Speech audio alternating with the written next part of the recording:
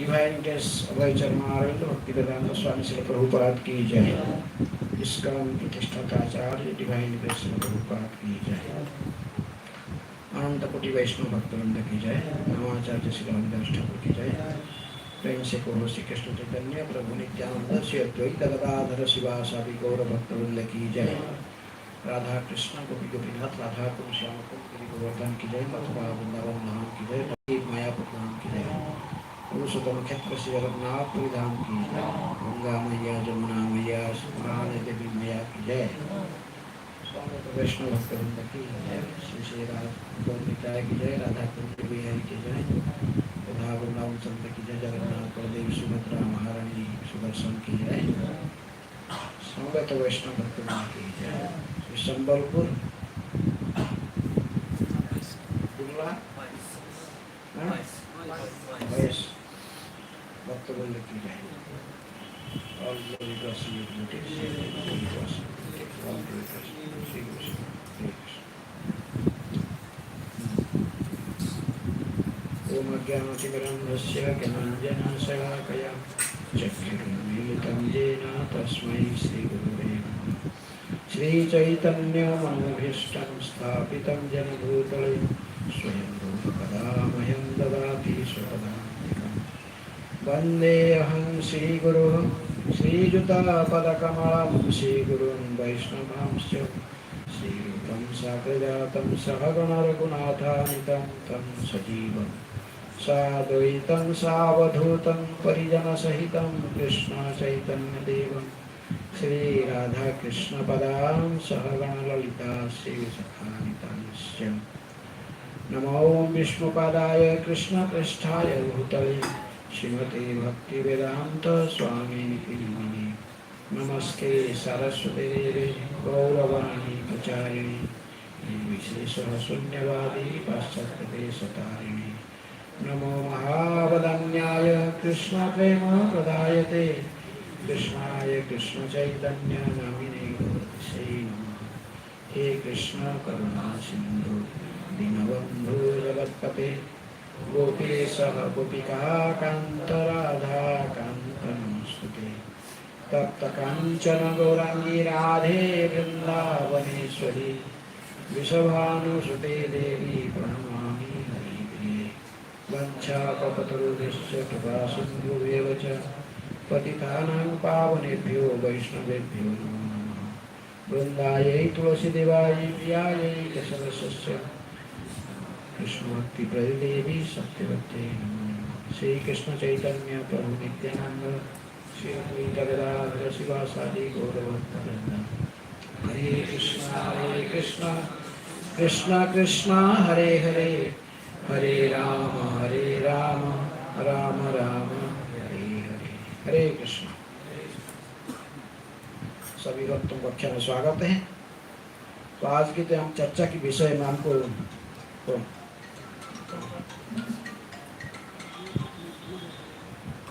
महाराज चाल गए। ओके, तो हरे कृष्ण।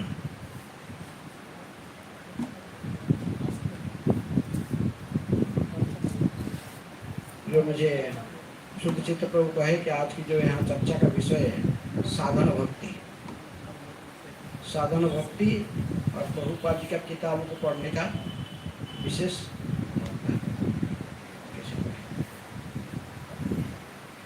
साधन भक्ति का अर्थ कि अभ्यास, साधन का अर्थ होता है अभ्यास करना। किसी जो लक्ष्य को प्राप्त करने के लिए जो अभ्यास की जाती है प्रोसेस को उसको साधन कहते हैं। और जब भक्ति की उत्तम स्तर पर उत्तम भक्ति प्राप्त करने के लिए जो हम प्रयास करते हैं तो उसको साधना भक्ति क्या कहते हैं? साधन भक्ति। अर्थात भक्ति विशुद्ध भक्ति को प्राप्त करने के लिए जो प्रक्रिया है तो साधन, इसको कहते हैं साधन। कोई बच्चा चलना सीखा नहीं है, लेकिन जब प्रारंभ से चलना सीखता है क्या करता है? दीवार को पकड़ के आस्ते आस्ते चलता है, फिर आस्ते आस्ते कुछ दिन चलने के बाद अभ्यास हो जाता है, फिर पूरा दीवार को पकड़ने की जरूरत नहीं पड़ती। तो इस प्रकार जो चलने का प्रक्रिया है पहले से ही शिशु के बच्चे के पास था, लेकिन अभी उसके जैसे ही शरीर का गठन और इसके बुद्धि के साथ साथ ये सब अपने आप अंदर से बाहर आता है, चलना है। उसी प्रकार हमारे कृष्ण को भक्ति करना हमारा सहज स्वभाव। अच्छा, मैं हिंदी में बोलने को उड़िया में हिंदी समझ रहे ना सर? तो इसलिए जो हम जो भगवान को भक्ति करना ये हमारा सहज स्वभाव। ये कोई बाहर का वस्तु लाकर हमारे अंदर में नहीं डाल दिया जाता। भगवान को प्रेम करना, अपने भगवान को भक्ति करना ये हमारा स्वाभाविक गुण है। मनुष्य का स्वाभाविक गुण है, किसी ना किसी को प्रेम करेगा, किसी ना किसी की सेवा करेगा, क्योंकि शास्त्र ऐसा कहता है कि जीवेर स्वरूप है कृष्ण नित्य। इसलिए जो प्रक्रिया अभी जो मैंने भूल गए इसको, ये है था अंदर में, लेकिन इस भौतिक संसार में आकर गुणों के प्रभाव से इसको आस्ते आस्ते विस्मरण हो गया है। इसको दोबारा जगाना है। ये जगाने की जो प्रक्रिया, जो इसी प्रक्रिया के माध्यम से जग जाता है, फिर भगवान भक्ति करने के स्वाभाविक हमारे लक्ष्य प्रकट हो जाता है, तो उसी को कहते साधन भक्ति। इस साधन भक्ति कहते ब्रह्मांडे भ्रमिते कौन भाग्यवान जीव, गुरु कृष्ण प्रसादे पाए भक्ति लता। ब्रह्मांड पर भ्रमण करते हैं, पूरा ब्रह्मांड में 84 लाख जोनि में जीवात्माएं भ्रमण करते हैं। तो 84 लाख जोनि में से मनुष्य जोनि कितने हैं? 4 लाख। तो उसमें से फिर मनुष्य जोनि में 4 लाख से फिर वो उसमें से हैं कई लोग जो है कि सभी लोग भगवान कृष्ण की भक्ति नहीं करते। करोड़ों व्यक्ति में से कोई कर्मी अर्थात कर्मयोग में भगवान की प्रार्थना हमने उपासना करता है, कर्म के माध्यम से कुछ उन्नत स्थिति को प्राप्त करता है, कर्मी कहते। इससे आगे बढ़कर फिर पहले तो पशु जीवन था, जैसे पशु जंगल में जैसे पशु लोग रहते हैं, ऐसे ही रहते थे मनुष्य। पहले मनुष्य कैसा रहता, नंगे ही रहता था, जंगल में घूमता था। आज भी अफ्रीका आदि जाओगे तो वहाँ से मिलेंगे कुछ लोग हैं, सिंपाजी जो करते हैं, जंगल में रहते हैं। मनुष्य का आकृति, लेकिन उनकी कार्यकलाप उस प्रकार की। लेकिन आस्ते आस्ते सभ्य जगत समाज में हमें कर्मी मिलते हैं। ऐसे कि करोड़ों कर्मियों के बीच में कोई एक ज्ञानी होता है, फिर ऐसा ही हजारों ज्ञानी के बीच में जोगी फिर होते हैं। आध्यात्म जीवन में कर्म, फिर ज्ञान, जोगो, फिर भक्ति है। तो कोई ज्ञानी आता तो उसको पता चलता है ज्ञानी है कि क्या पता लगाता है?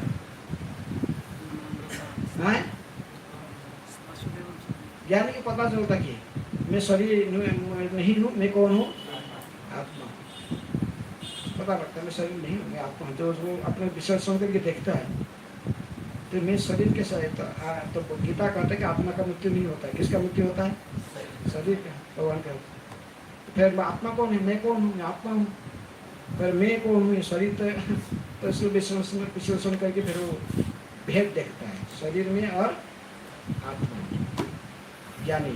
लेकिन असली जीवन का लक्ष्य को पता नहीं रहता। अहम ब्रह्मस्मि, यही तक बस। इसके आगे फिर परमात्मा भगवान के तत्व इनको पता नहीं रहता। तो ऐसे ही कोई कई ज्ञानियों के बीच में कुछ जोगो, पतंजलि जोग शास्त्र है, जोगी कुछ निकाला है। जोगी को किसको कहते हैं? जोगी किसको कहते हैं? हाँ, जो परमात्मा को हृदय में ध्यान करते हैं, वो जानता है। वो तो खाली कह दिए, ज्ञानी लोग कह दे कि ठीक है, हमको माने क्या कहे कि हम शरीर नहीं आत्मा। लेकिन जोगी थोड़ा आगे बढ़कर फिर वो अंदर में आत्मा परमात्मा को देखता है। आत्मा परमात्मा दोनों फिर देखता है। जीवात्मा और परमात्मा दोनों बैठे एक ही वृक्ष में, दोनों बैठे कैसे, तो उसको देखता परमात्मा तक पहुँचता हो, जानता है परमात्मा रूप में भगवान सभी के प्राणी के हृदय में भी बैठे हैं। ईश्वर सर्वभूतानां हृदय से पता लगता। तो ऐसे ही करोड़ों जोगी लोग में से फिर वो कोई एक भक्ति का अभ्यास करने के लिए प्रयास करता है। और ऐसा ही करोड़ों लोग जो हजारों लोग जो भक्ति का अभ्यास करते हैं, तो उनमें से कोई व्यक्ति फिर उत्तम भक्ति स्तर पर पहुंच पाता है, जो भगवान के नित्य धाम गोलोक वृंदावन प्राप्त कर पाता है। जद गत्वान निवर्तन्ते तद धाम परम। वो जहाँ जाने से फिर जन्मों के संसार में दोबारा वापस नहीं आना पड़ता है। जहाँ पर जन्म, मृत्यु, जरा, व्याधि ये सब दोष नहीं है, तो उस स्थान भगवान के धाम है। इसलिए हम जो भगवान के धाम को वापस जाने के लिए जो प्रक्रिया है, सरल सुलभ प्रक्रिया है, वो है क्या? भक्ति। इसको कहते हैं भक्ति। भक्ति कोई बाहर का वस्तु नहीं, हमारे अंदर में है, इसको जगाना है। नित्य सिद्ध कृष्ण प्रेम साध्य कबुम है, श्रवण आदि शुद्ध चित्ते करे। कृष्ण में प्रेम करने का जो प्रवृत्ति हमारे अंदर में है ऑलरेडी, है ना। लेकिन असली जो प्रेम करने का, वो किसको प्रेम करने का प्रवृत्ति है? कृष्ण को प्रेम करना, भगवान को प्रेम करने का प्रवृत्ति है। जो कोई व्यक्ति भगवान को प्रेम नहीं करेगा तो किसी ना किसी को प्रेम करेगा वो, है? किसी ना किसी को प्रेम करता है। सब पूरा देश को प्रेम करें या कोई समाज को, कोई गांव को, या किसी हमारे परिवार को, है? ऐसे किसी ना किसी के प्रति आपको प्रेम भावना रहता है? तो असलियत है कि प्रेम का परिभाषा भक्ति में कहते कि कृष्णेन्द्रिय प्रतिवांछा, भगवान श्री कृष्ण को प्रसन्न करने का जो विधि है उसको कहते हैं वही प्रेम है, जो अनुकूल भाव से कृष्ण को प्रसन्न करने का प्रक्रिया है।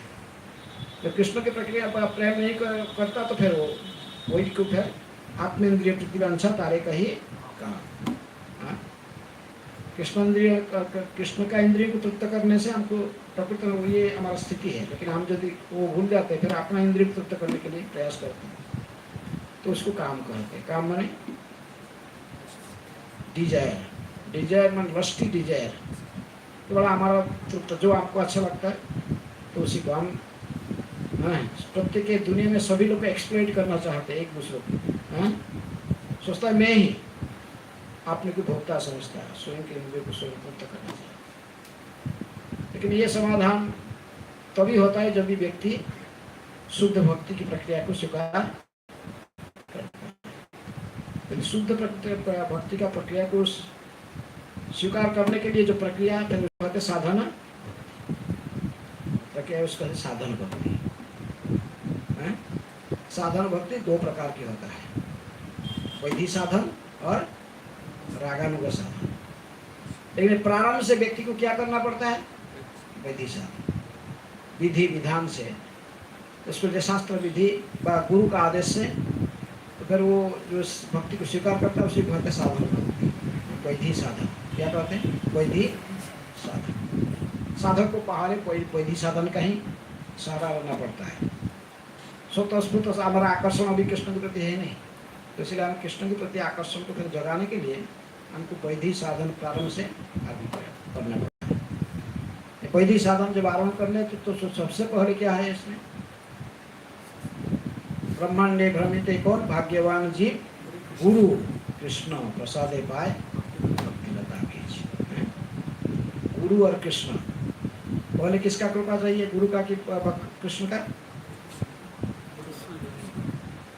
सबसे पहले गुरु की कृपा चाहिए। गुरु की कृपा वो हमको सिखाएगा ना भक्ति, लेकिन गुरु कैसे प्राप्त करोगे?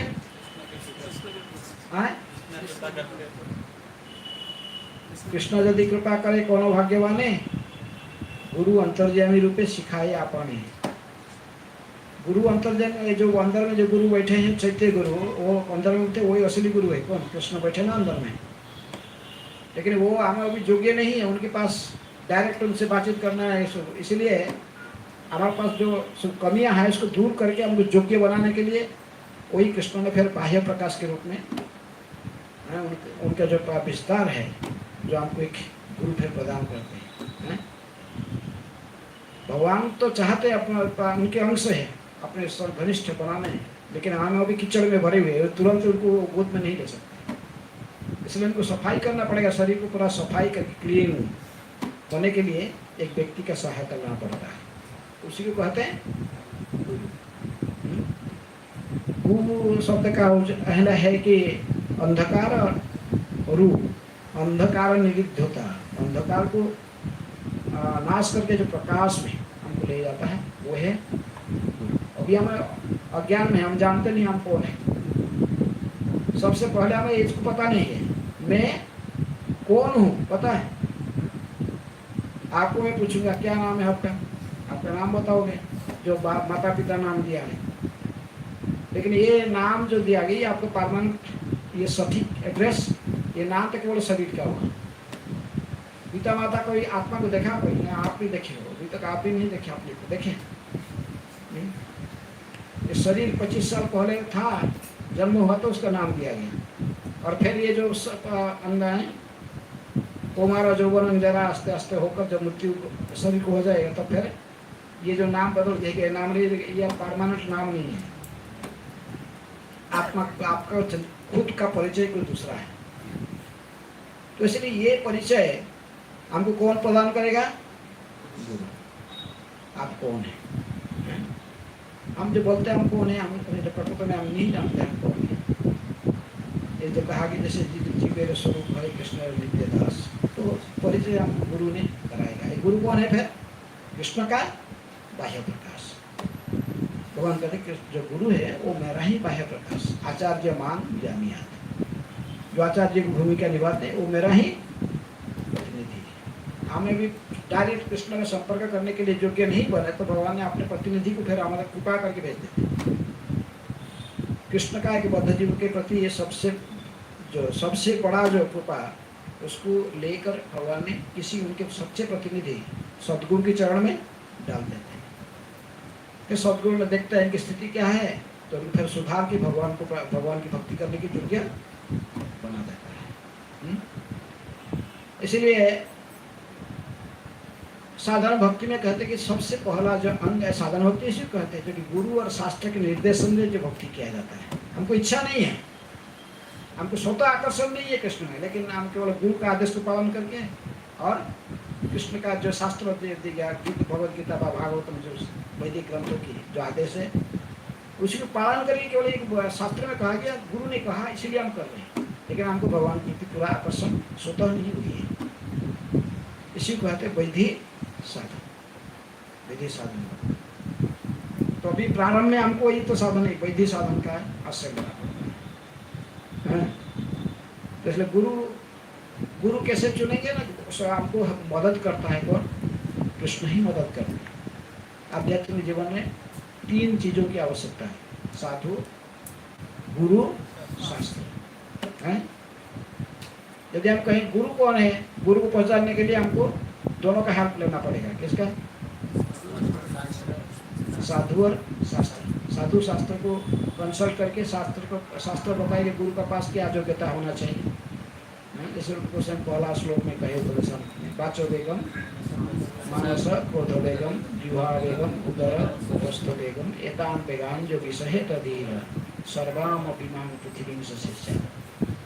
सारे पृथ्वी में शिष्य बनाने के लिए वो व्यक्ति योग्य है गुरु का भूमिका निभाने के लिए, जो अपने वाणी की वेग को वाणी के वेग को, मन की मांगों को, क्रोध की क्रियाओं को, जिह्वा उदर उपस्थ के वेग को संपूर्ण संयमित करके रखा हो। वो दास नहीं है, इंद्रियां की बात वो नहीं सुन रहा है, इंद्रियां उसकी बात सुनते हैं। इसको कहते गो स्वामी। 2 शब्द आता है, गो दास और गो स्वामी। गो का शब्द है इंद्रियां, गो शब्द इंद्रियां को जो इंद्रियां की जो स्वामी वो है भगवान, लेकिन इंद्रियां जो आपने संयमित करके रखा है वो है गोस्वामी।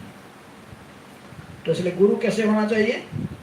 जो अपने समस्त इंद्रियों को अपने नियंत्रण में रखा है, संयमित करके रखा है। इसलिए इसको कहा कि भगवान के जो गुरु के पास में, तो गुरु भगवान के शुद्ध भक्त होना चाहिए। गुरु एक गोस्वामी, प्रभुपाद जी कहते पहले गोस्वामी बन के बाद में शुद्ध भक्त बनो। पहले तुम्हारे इंद्रिय संयमित नहीं तो कैसे भक्ति करोगे? इंद्रियों कैसे संयमित करोगे? इसलिए वैदिक भक्ति का भक्ति का परिभाषा किया। भक्ति के आचार्य नारद मुनि कहते हैं, सर्वोपाधि विनिर्मुक्त तत्परतन निर्मलम ऋषि कहना ऋषि कैसा सेवनम भक्ति उच्यते। हमारे समस्त इंद्रियां को हमें इंद्रियों के स्वामी भगवान कृष्ण की सेवा में लगाना, जो प्रक्रिया उसी को कहते हैं भक्ति। लगा भगवान की सेवा में, प्रकृति में इसको कृष्ण की सेवा में लगना चाहिए, लेकिन यदि उसको हम नहीं जानते तो प्रक्रिया फिर इसको जो सिखाता है वो सिखाते हैं गुरु, जैसे वैदिक साधन। तो इसलिए हमारे जितने इंद्रियां सब भगवान की सेवा में लगाना है। आपसे उड़ीसा के हैं, कितने लोग उड़ीसा के हैं? आप उड़ीसा के नहीं है, वो कौन कहाँ के? आप आंध्र प्रदेश से। अब बोले सब यहाँ पे उड़ीसा के हैं, सब राउरकेला से। अच्छा, कुछ आंध्र से भी है। तो इसलिए आपको पता है सब इंद्रियों को जो संपूर्ण भगवान की सेवा में लगाना है, जैसे महाराज अम्बरीश लगाते थे, उसको भक्ति कहते हैं। भक्ति का अर्थात हम समस्त इंद्रिय को इंद्रिय के स्वामी भगवान ऋषिकेश कृष्ण की सेवा में लगाए, इसी कहते हैं। हमारा भी जैसे इंद्रियों से सोच रहे विषय वस्तु बाहर तो विषय वस्तु लगे हुए, आंखों से नीम को सब किस में लगाना है? कृष्ण। आँख अभी बहुत कुछ देखना चाहता है, लेकिन इसको जब आप विधि भक्ति करेंगे तो ये आँख को किसके देखने में लगाएंगे? कृष्ण, भगवान के विग्रह देखने। अब सब तो कोई नजर आ जाता, लेकिन फिर हमारा उसमें कोई इंटरेस्ट नहीं होता। हमको आनंद आता है जब भगवान के विग्रहों को देखते हैं। तो भगवान मंदिर में जाते हैं, आनो उड़िया में कहते हैं जगन्नाथ, आनो दर्शने दर्शन नालोड़े नयन एका तुम देखा, और कुछ देखना नहीं चाहता। किसको देखना चाहता है? कृष्ण। सुनिवा को काना न इच्छा न तुम चरित्र कामना। मुझे और कुछ सुनने की इच्छा नहीं हो रहा, केवल आपके बारे में सुनना है। नासा मारा मेरा नाक मेरा और कुछ आग्रहण करने की इच्छा नहीं करता है। क्या आग्रहण करना चाहता है? आपके चरण में चढ़ा हुआ तुलसी और फूल पाकर। इस जो प्रक्रिया हमारे सारी इंद्रियों को ये निश्चय ऐसे ही पूरा स्टॉप नहीं होंगे क्रिया, इनके काम तो करेंगे, लेकिन इनको जो भगवान की सेवा में लगाना जो प्रक्रिया, उसी को कहते हैं भक्ति। तो इनको सब सेवा में वही इंद्रियां है और भी विषय में लगे हुए, इनको भगवान की सेवा में लगाना, कुछ छोड़ना नहीं है, केवल कि इनको जोड़ना की प्रक्रिया है। इंद्रियों को इंद्रिय के स्वामी की सेवा में कैसे लगाना है, तो उससे प्रक्रिया है।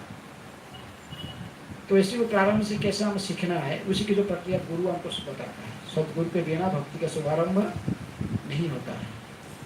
इसीलिए सनातन गोस्वामी कहते कि आदो गुरु, सनातन गोस्वामी की शिक्षा देते हुए चैतन्य महाप्रभु आदो गुरु पदाश्रय। सबसे पहले साधन भक्ति में सबसे पहला प्रक्रिया क्या है?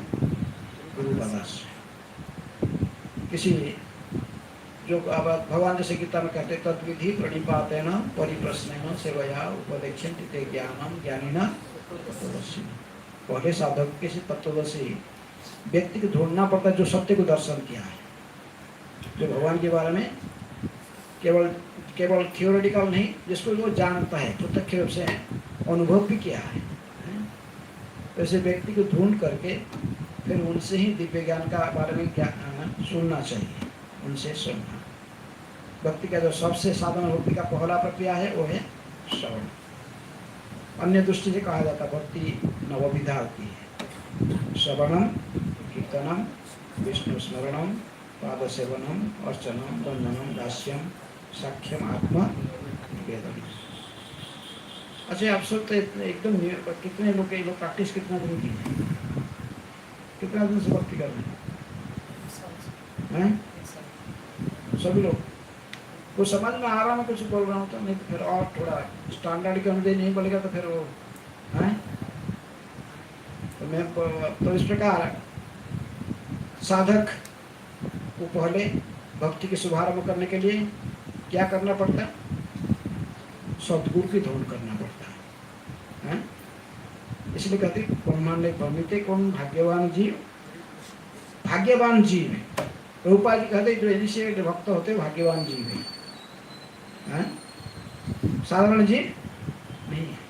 क्योंकि गुरु स्वीकार किया, अभी प्रोसेस में आ गए, उसको सीखना है, आस्ते आस्ते करके भगवान तक पहुंचना है। तो इसलिए जो प्रक्रिया हमारे इस्कॉन में, ये प्रक्रिया को इस्कॉन के जो फाउंडर आचार्य हैं, देखें मैं बोला था सुबह में, कथा तो सुना, लेकिन ये एक माया ने इन्वेंट कर दिया। अभी उठ गया आस्ते आस्ते, एक मोबाइल कॉल आता था, लेकिन चलते हैं, पहले दो उठे, ये तीसरे हैं। ये जो है ये बड़ा घातक है, ये कॉली ने इन्वेंट करके दे दिया है। इससे हम सोचते हैं इससे बड़ा इम्पोर्टेंट चीज़ कुछ नहीं है। मोबाइल लेके चलो तुरंत, ऑलरेडी दो उठ चुके, मैं देखा पीछे वहाँ दो उठ गए, फिर यहाँ से तो यही है ना, हमें इम्पोर्टेंस नहीं दे रहे किसको, हमें इसको। तो इसलिए जब प्रारंभ से हमें एक सदगुरु स्वीकार करना है। योग्यता सदगुरु का क्या होता है? वो गोदास नहीं होता है, वो स्वामी होता है। इंद्रियों को संयम करके रखा है और संपूर्ण इंद्रियों को भगवान की सेवा में लगाता है। तो भगवान के शुद्ध भक्त होता है। कोई शुद्ध भक्त न होकर गुरु ने भूमिका नहीं निभा सकता है। शुद्ध योग्यता कहा गया, लेकिन इस योग्यता के लिए मैं जैसे कहा कि गुरु को चुनने के लिए दोनों का मदद कर, दोनों हेल्प करते हैं। कौन? शास्त्र दृष्टि से भी देखना है, शास्त्र क्या कहता है, गुरु के पास में क्या योग्यता होना है। वाचो वेगम, मानस क्रोध वेगम, जिह्वा वेगम, उदर उपस्थ वेगम, ये सब संयमित करके रखता हो व्यक्ति। और गुरु आचरण करके सिखाता है। स्वयं आचरण करता है, उसको आचार्य कहते हैं। फिर आचरण करके दूसरों को सिखाता है। आप कहेगा, गुरु कहेगा ये तो सबको मंगला आरती में आना है, लेकिन वो खुद सोता होगा तो आचार्य व गुरु बनने की योग्य नहीं होता है। इसको स्वयं आचरण करके सिखाना पड़ता है। तो इसलिए प्रारंभ से गुरु आवश्यकता भक्ति प्रारंभ करने के लिए। गुरु कैसे चुनेंगे तो प्रोसेस हम शास्त्र से देखना है। शास्त्र कहता है गुरु के पास में कैसा योग्यता होता है, और इसको फिर कन्फर्म किससे किया जाता है? साधु से। तो डाउट फिर हमारा है तो उसको गुह्यम आख्याति कुछ दूसरे वरिष्ठ भक्तों से इसको क्लियर करना चाहिए।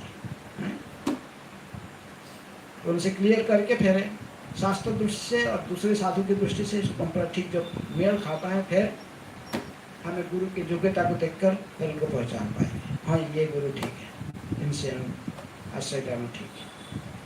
तो इसलिए ये योग्यता है, ये सब देखना पड़ेगा। जब गुरु चुनना है तो शास्त्र का दृष्टि और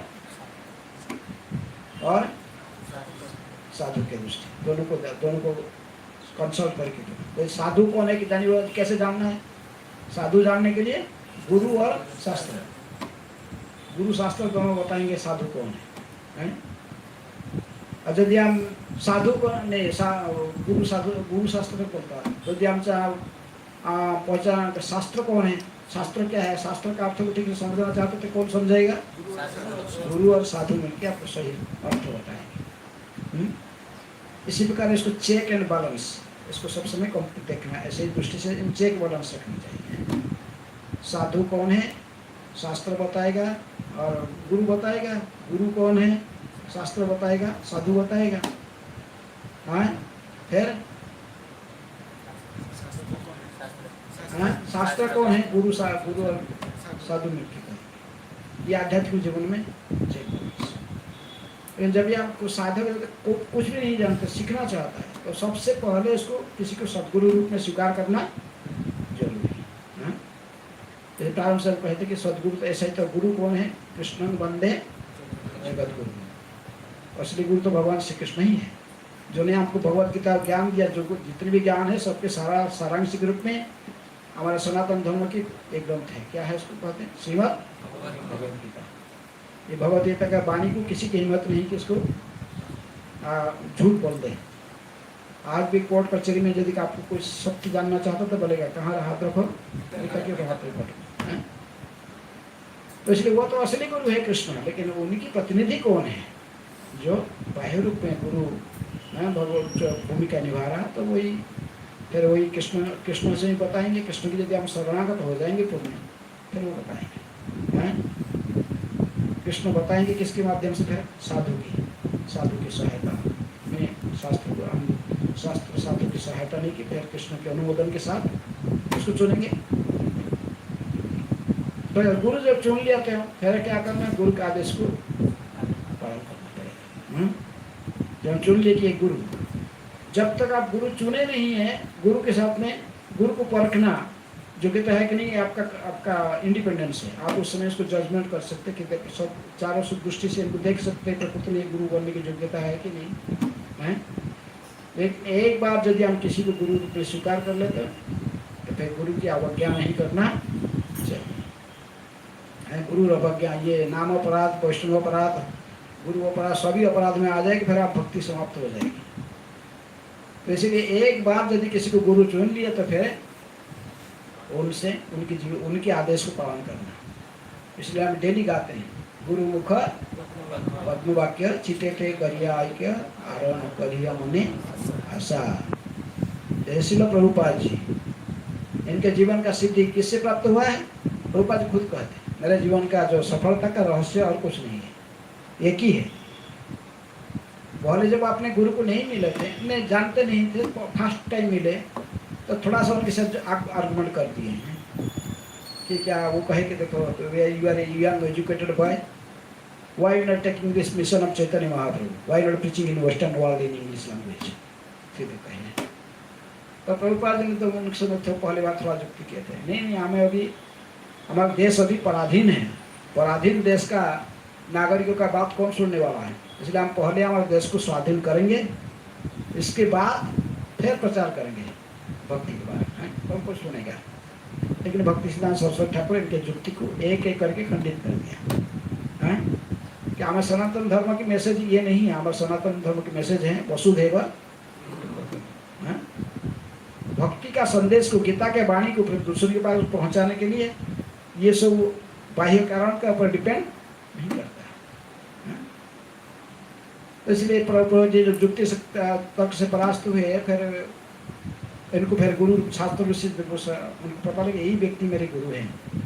फिर वो कहे कि तब से मैं निश्चित कर लिया कि यही व्यक्ति मुझे आध्यात्मिक मार्गदर्शन कराएगा, इसलिए इनको ही गुरु रूप में स्वीकार किए मन में। तो उनके वाणी था वही वाणी, जब भी इनको निर्देशन दे रहे थे वही बात।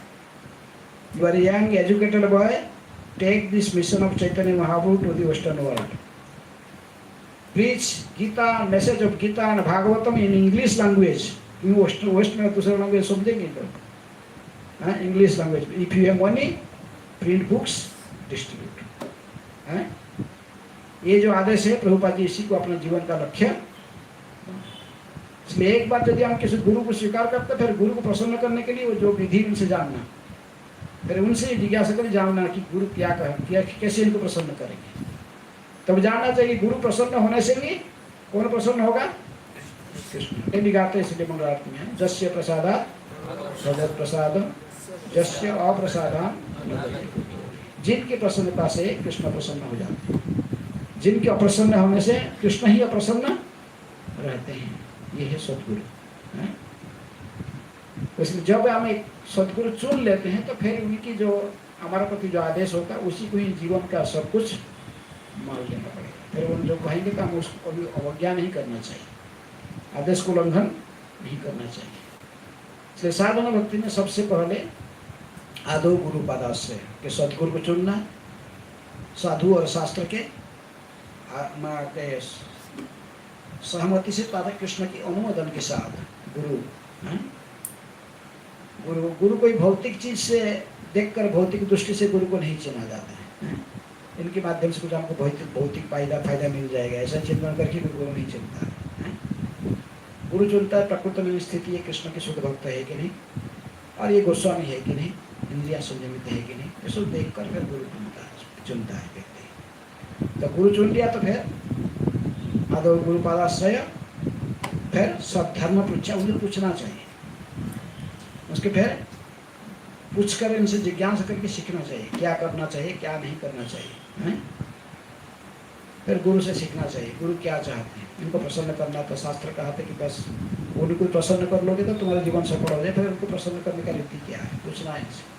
प्रभुपाद ने अपने गुरु महाराज को मिलते थे तो 2 प्रश्न पूछते थे, how can I please you, how can I serve, मैं आपको कैसे प्रसन्न कर सकता हूँ, मैं आपकी कैसा सेवा कर सकता हूँ।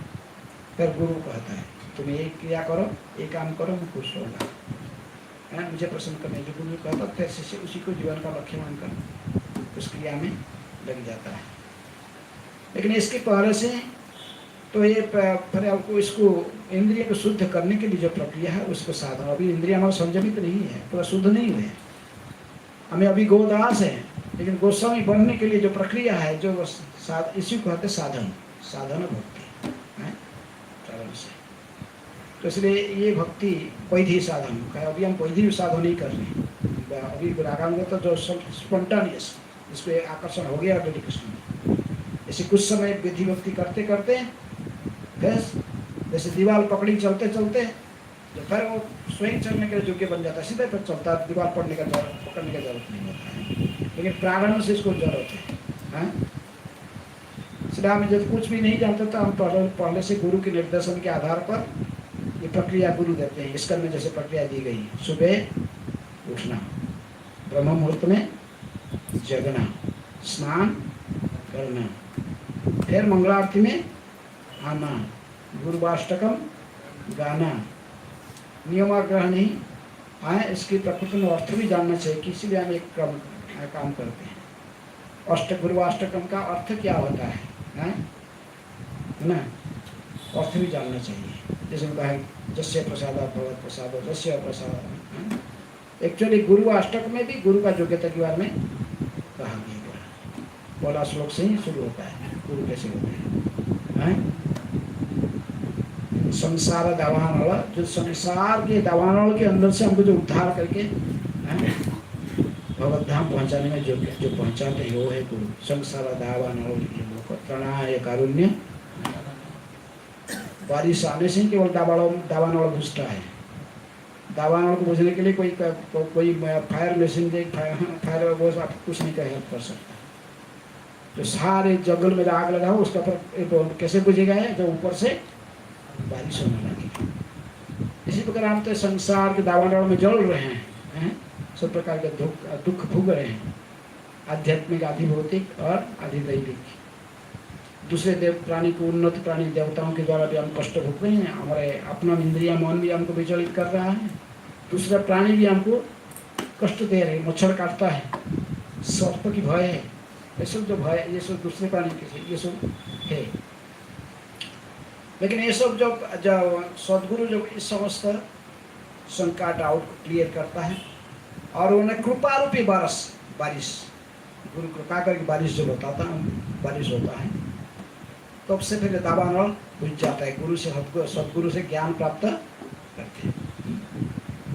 तो इस प्रकार उनके साथ सारी योग्यता पर महाप्रभु कीर्तन नृत्य, गुरु कैसे होता है, महाप्रभु की कीर्तन नृत्य के भगवान के सामने कीर्तन करना, नाचना, गाना, पुलकित हो जाना, आंख से अश्रु बहना, अष्टसती विकार, गुरु से विग्रह की अर्चना को, अर्चना विधि भी भगवान की विग्रह को अर्चना करता है, स्वयं करता है और दूसरों को भी सिखाता है। अपने जो शिष्य हैं उनको भी कहता है कि भगवान का अर्चन में लगाता है।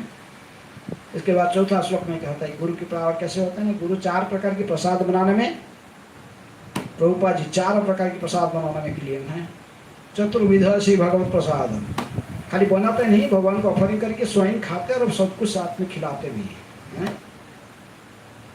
चतुर्विध श्री भगवत प्रसाद स्वादन तृप्तान हरिभक्त संधान, सबके हरिभक्त एकत्रित होता है। ये सब गुण गुरु के पास में इसी गुरुवाष्टक में एक एक करके सब बताया गया है।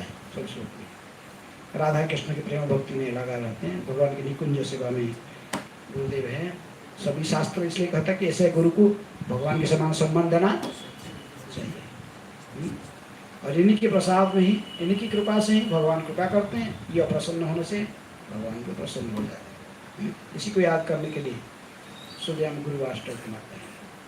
तो ये सब वैदिक साधन के अंग है। सुबह उठना, स्नान करना, मंगलारती में आना, फिर गुरुवाष्टक गाना, फिर उसके बाद तुलसी आरती, तुलसी का प्रणाम करना, तुलसी की वंदना गाना, परिक्रमा करनी, फिर माला लेकर गुरु आदेश से, गुरु कितने माला कर जपने कहा, 16 माला मिनिमम इसका में, कम से कम 16 माला बैठ करना है।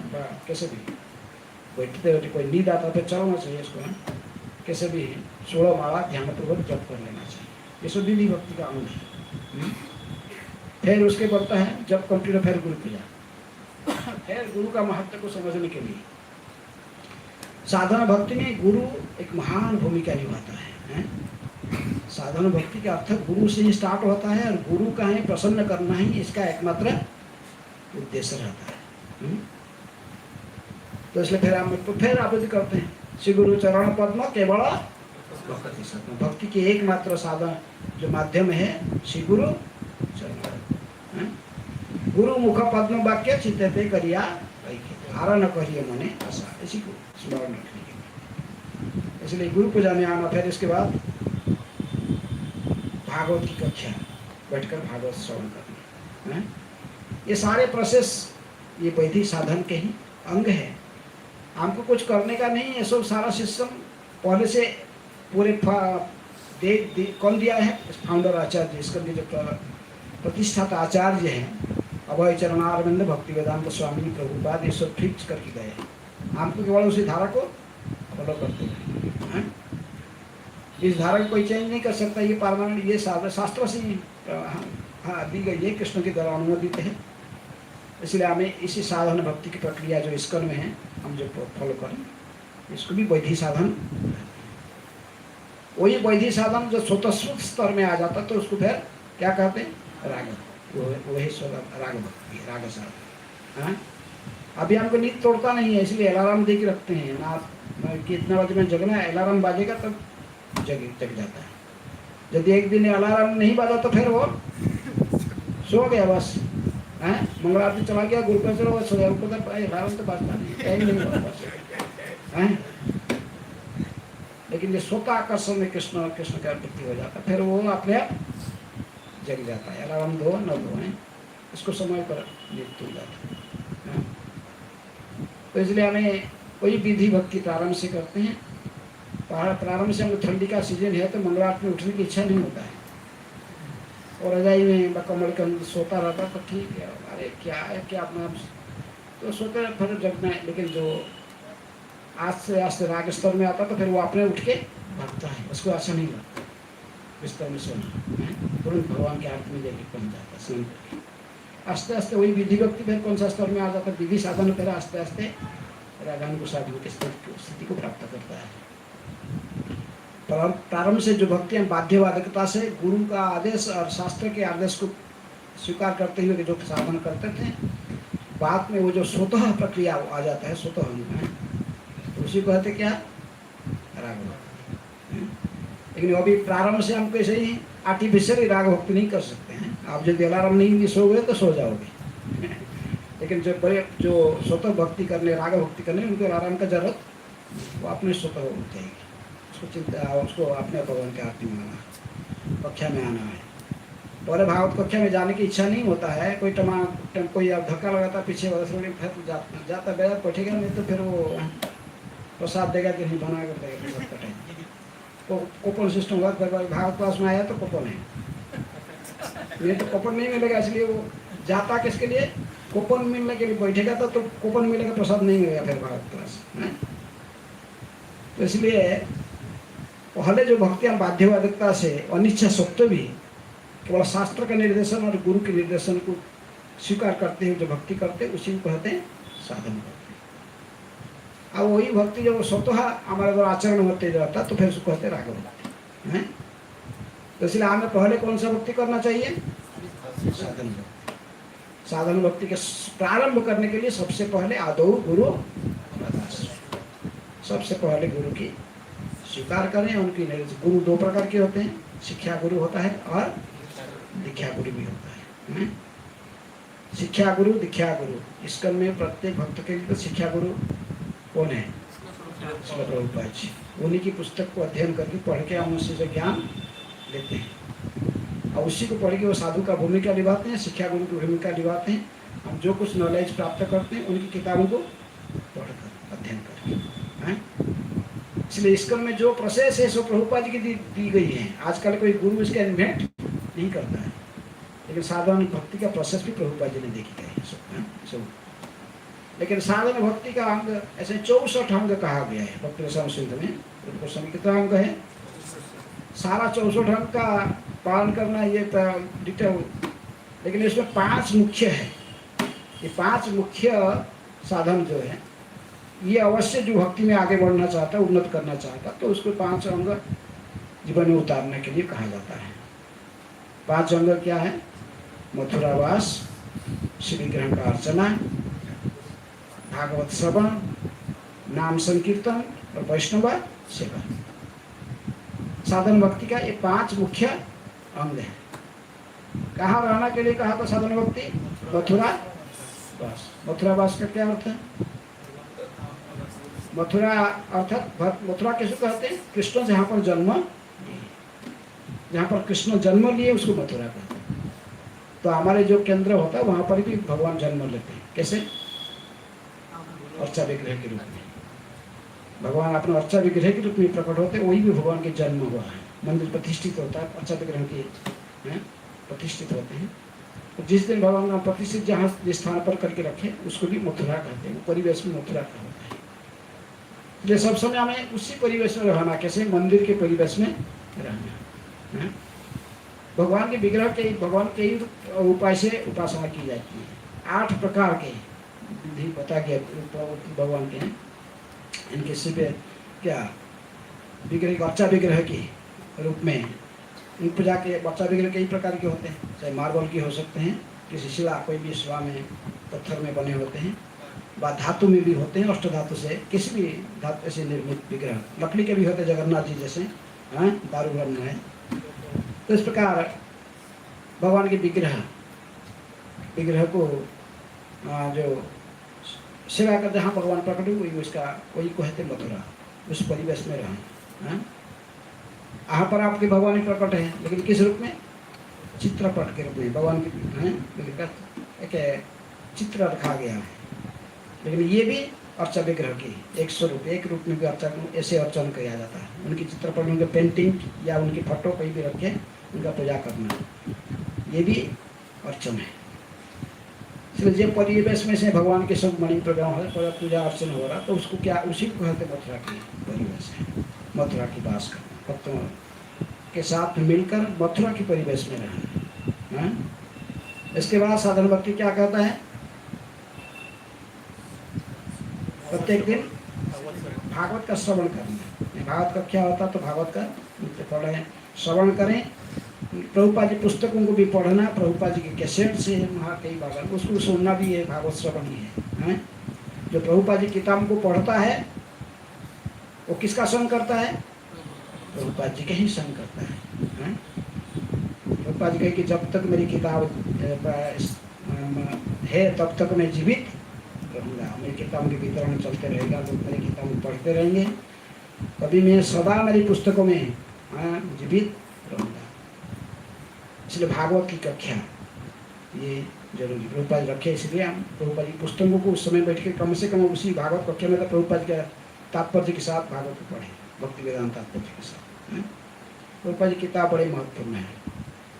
एक बार जर्नलिस्ट ने अमेरिका में इंटरव्यू कर रहा था प्रभुपाद जी को कि स्वामी जी आप जो इतने सारे पुस्तक लिखे, ये इतना फेमस कैसे बन रहा, आप इतने अच्छे पुस्तक कैसे लिखे, इतने क्वालिफाइड पुस्तक, बड़े बड़े यूनिवर्सिटी में इसको लाइब्रेरी में रखा जाता है और कई यूनिवर्सिटी में इसको पाठ्य पुस्तक भी बना दिया है, और आप इतनी बड़ी बड़ी इतनी इंटेलेक्चुअल, आपके सब कितने लोग प्रशंसा करते हैं, साइंटिस्ट लोग भी आपकी सराहना करते हैं, आप ऐसे पुस्तक कैसे लिखे?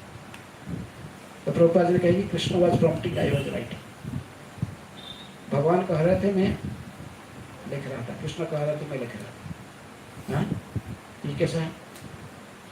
जैसे बद्रिकाश्रम बैठे गणेश जी बैठ के लिख रहे हैं और बोल रहा था कौन? व्यासदेव जी बोल रहे थे, गणेश लिख रहे थे। तो प्रभुपाद जी कहे मेरी पुस्तकों भी मैं ऐसे भगवान कह रहे थे मैं लिख रहा था। जर्नलिस्ट थोड़ा घबरा गया, ये कैसा? भगवान कह रहे थे लिख रहे थे, ये कैसा? हमारे पास जैसा कष्ट कहे कि मैं भगवान के पुत्र, ठीक है भगवान से मैसेज प्राप्त किया। मोहम्मद कहे कि मैं प्रॉफिट हूँ, मैं उनका मैसेंजर हूँ। ये कहते डायरेक्ट कृष्ण को कहा तो ये उठ के लिख रहे। तो उनका सेक्रेटरी थोड़ा कॉम्प्रोमाइज करने के लिए बोल रहा था कि हमारे गुरु क्या ये कहना चाहते हैं कि परमात्मा रूप में भगवान सबके हृदय में बैठे हुए हैं, इसलिए उन्होंने मत स्मृति ज्ञानम अपहरणम च, उनसे ही स्मरण शक्ति विस्मरण शक्ति ज्ञान सब आता है।